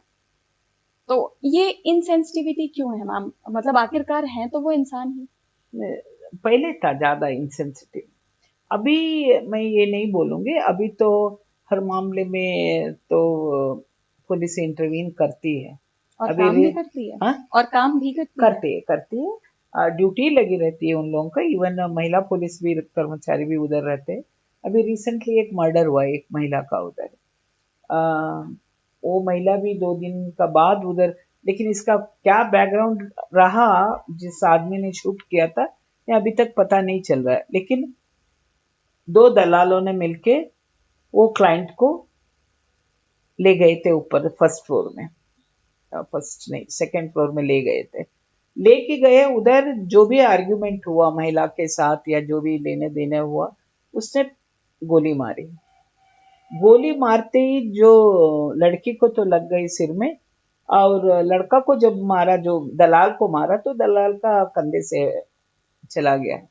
वो दलाल तो बच गया है, लेकिन औरत मर गई है अभी। वो औरत को 2 बच्चे भी हैं, अलग इंस्टीट्यूशन में है। उसने एक आदमी को भी रखा था, सो कॉल्ड हस्बैंड था, उसी का नाम चलाती थी डॉक्यूमेंट में, हर जगह में वो आदमी है करके। अभी लेटेस्ट उसका इसका मालूम नहीं पड़ा मुझे। उसका कुछ प्रॉपर्टी भी थी, ये महिला बहुत अच्छी कमाती थी। उसने एक लोन में घर लिया हुआ था अभी, लेकिन वो घर आदमी ने अपना कब्जे में लिया है या क्या होगा अभी पता नहीं क्या है। मैं अभी नहीं थी बीच में, तो अभी तो परसों ही आई हूँ, तो अभी पता करूंगी वो भी मुद्दा क्या हुआ है। लेकिन क्राइम ब्रांच वगैरह सारे उसमें इन्वॉल्व थे, पुलिस वाले। तो मतलब पुलिस काम कर रही है इस केस पे? इस केस में भी नहीं, मैं बाकी भी केसों में पुलिस काम करती है। देखिए चूक, मैं किसी का पक्ष नहीं लूंगी या मैं विपक्ष तरीके से भी नहीं बात करूंगी, लेकिन चूक हर एक इंसान से हो रही है, हर एक वर्ग से हो रही है, हर एक ऑफिसर्स डिपार्टमेंट में हो रही है। तो इसमें बदनाम डेफिनेटली पुलिस होती है हर एक जगह में, क्योंकि फर्स्ट इंफॉर्मेशन उनको ही रहती है, उनका इंफॉर्मेशन का बिना कुछ नहीं चल सकता है। सो मुझे लगता है और भी थोड़ा सेंसेबल रहे, वो लोग काम करेंगे तो और अच्छा। ये भी उन्हीं का एक डर का वजह से और उन्हीं का एक फोर्समेंट का वजह से ही मुझे लगता है अभी माइनर्स कम मिलते हैं जीबी रोड में। जब मेरे इतना साल का रिकॉर्ड में शुरुआत में मैं देखती थी कम उम्र की लड़कियां ब्रोथल में, अभी कम उम्र की लड़कियां ब्रोथल में नहीं दिखती। इसका मतलब है लॉ एनफोर्समेंट कुछ ना कुछ काम कर रही है। ट्रैफिकिंग कहीं से कुछ कंट्रोल में है? ट्रैफिकिंग कंट्रोल में नहीं है, मैं नहीं मानूंगी ये ट्रैफिकिंग कंट्रोल में है, बट ब्रॉथल में माइनर्स नहीं मिल रहे हैं, बाकी हाइड आउट्स है। आपको अच्छा। होटलों में सप्लाई करना है या कहीं रिसोर्ट में ले जाना है या ऐसी जगहों में है, बट ब्रॉथल में माइनर्स कम है पहले का मुकाबले, यही बताना चाह रही हूँ। मैम जैसे आपने बोला कि हर डिपार्टमेंट में कहीं ना कहीं चूक हो रही है, तो इसका रीजन क्या ये सोशल स्टिग्मा है कि ये लोग बहुत जरूरी नहीं है, इनका केस बहुत इंपॉर्टेंट नहीं है इसलिए मिस हैंडल हो जा रहा है, या फिर मतलब ऐसा अनइंटेंशनली वो गलतियां हो रही हैं? देखिए एक है हमारा जो क्राइम रिकॉर्ड में या बाकी कहीं पुलिस के लिए मेन उनको बोल दीजिए आप 15 आपका प्रेफरेंस दे दीजिए। मर्डर या ह्यूमन ट्रैफिकिंग बोलोगे तो मर्डर बोलेंगे, मर्डर पहला प्रेफरेंस रहेगा, ह्यूमन ट्रैफिकिंग लास्ट में आएगा उनको, क्योंकि उनको पहले मर्डर किसने किया। अभी इस केस में मर्डर हुआ था तो सबसे पहले पहुंच गए पुलिस, क्राइम ब्रांच भी पहुंच गए।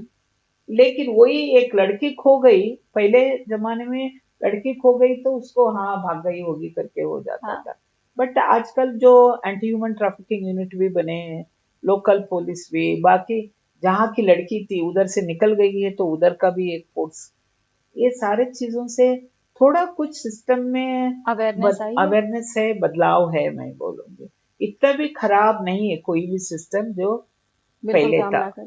और मैम जैसे ये जो बंदूक लेकर के गया था वो अपनी क्लाइंट के पास, तभी तो शूट कर पाया, तो क्लाइंट ही बंदूक लेके आया था। हाँ मतलब वो जो क्लाइंट था वो गन लेकर के अंदर जा रहा है, तो क्या ये सेफ्टी प्रिकॉशंस इनके लिए मायने नहीं रखते? अगर अपने यहाँ की महिला को वो काम पे एक क्लाइंट को भेज रहे हैं उसके पास, तो उस महिला की सिक्योरिटी तो कहीं ना कहीं उस पिम्प या ब्रॉथल कीपर की जिम्मेदारी होगी ना? नहीं क्यों, ब्रोथल कीपर की होगी, उसने तो अपनी जगह दिया है। आप तो बैठे हैं धंधे के लिए, तो आपको दलाल ने क्लाइंट लाया, वो क्लाइंट अपने जेब में क्या रख कर ला रहा है, अपना बैग में क्या रख के ला रहा है, देखा नहीं है किसी ने। लेकिन आज के दिन कुछ कमरों में आपका मोबाइल तक आपका पहले ही रख लिया जाएगा, रखवाते हैं, रिसेप्शन सेंटर में ही रखवाते हैं। जब आप अपनी वापस एक्टिविटी जाएंगे। के बाद जाते हो तब देते हैं। पर ये मैम भी ये है, होना चाहिए रेगुलर वे में, है ना? हर एक कमरे में ये नहीं है, रेगुलर कुछ कमरों में है। वो जो ब्रोथल चलाता है या चलाती है, उसका ऊपर डिपेंड है किस तरीके से पाबंदियों को वो लगा रही है। ये उसके लिए भी शायद अभी रिसेंटली मीटिंग हुई थी लोकल पुलिस स्टेशन में, तो शायद इंस्ट्रक्शन तो मिले ही होगा अपना सेफ्टी। और बहुत सारे कमरों में सीसीटीवी कैमरास है एंट्रेंस में, ये भी। पर मैम मतलब वही है कि अगर इसे एज अ प्रोफेशन देखा जा रहा है, तो इसमें भी जो इंसान है उसकी सिक्योरिटी का ध्यान देना चाहिए। ये इस पे भी लॉज रेगुलेशंस होने चाहिए। आइदर वो ब्रोथल कीपर या वो पिम्प जो भी हैं, रेगुलेट कर रहे हैं, उस जगह को चला रहे हैं, वो इस बात का ध्यान रखें, क्योंकि आखिरकार एक सेक्स वर्कर की लाइफ का सवाल है।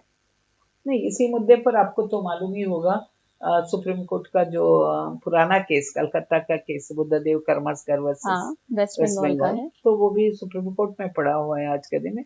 वो भी मर्डर का ही केस था, कलकत्ता का भी, वो महिला जो रेड लाइट एरिया का मर्डर का ही केस था। सिक्योरिटी डेफिनेटली होनी चाहिए।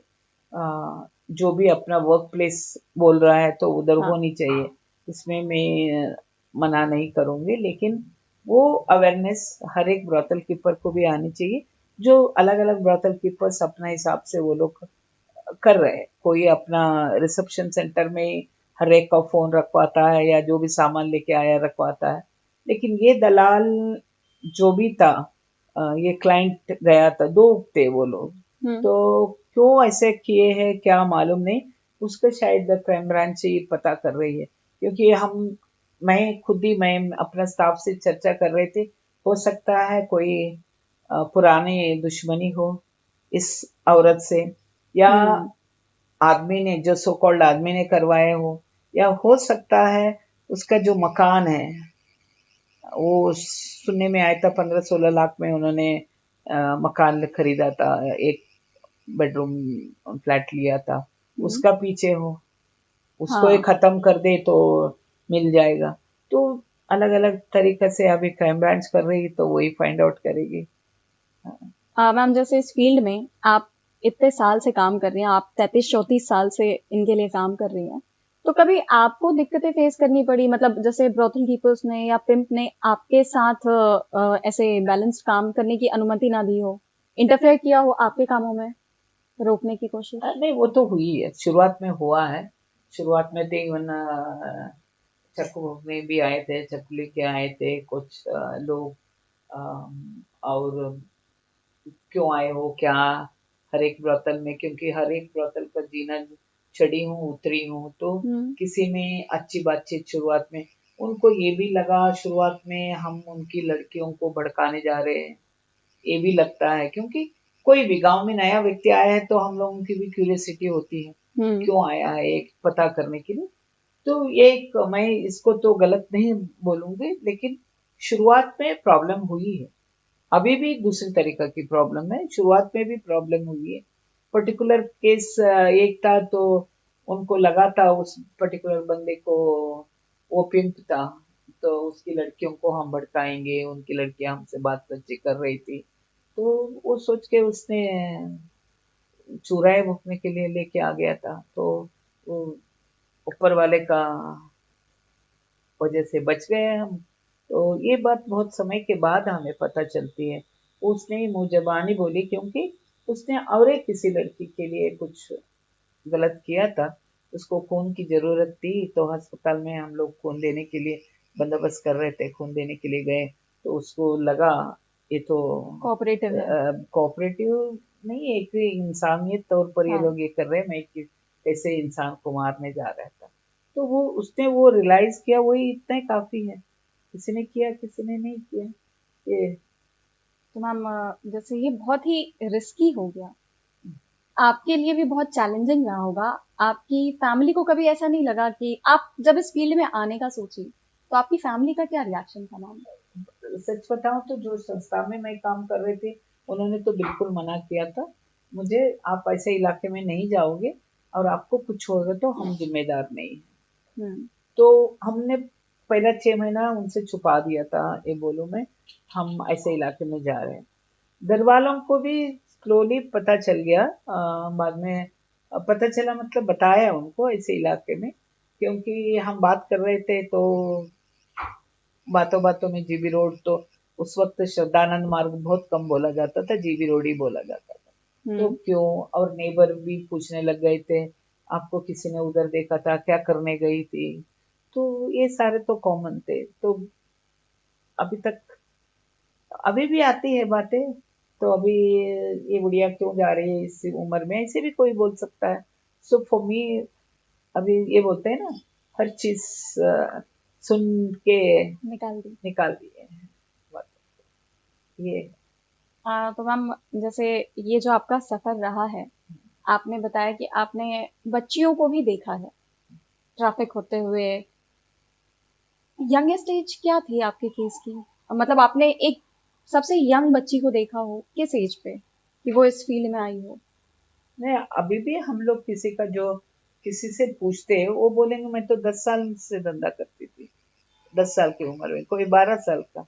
देखिए जो हार्मोनल चेंजेस के लिए कोई ना कोई कोई ऐसे टैबलेट्स है, कोई ये हम्म। है, देख के थोड़ा सा आपका चेस्ट बड़ा हो जाओ, आपका थोड़ा बिल्टअप में थोड़ा चेंज आ जाए, ये दिया जाता है, देते हैं। जब मैंने मुझे लगता है मैंने 12-13 साल की लड़कियों को भी देखा मेरा शुरुआत के दौर पर, लेकिन अभी नहीं है, अभी अभी नहीं है। इतना छोटी उम्र की लड़कियों से ये नहीं कराते, नहीं। पहले था, मैं मानती हूँ, पहले जो ये हुआ है देखा भी, लेकिन हम लोग रेस्क्यू भी करते हैं तो अलग तरीके से रेस्क्यू करते आए हैं। स्ट्रैटेजी हर एक केस में अलग होती है। अम, तो मैं अभी 2-3 हजार बच्चे हमारे पढ़ के कुछ बने हैं अब तक, तो वो ही मेरे को एक प्रिवेंशन के लिए मैंने काम किया। वो भी एक रेस्क्यू था, अलग किस्म का रेस्क्यू हो सकता है, हम्म। तो उसको किया।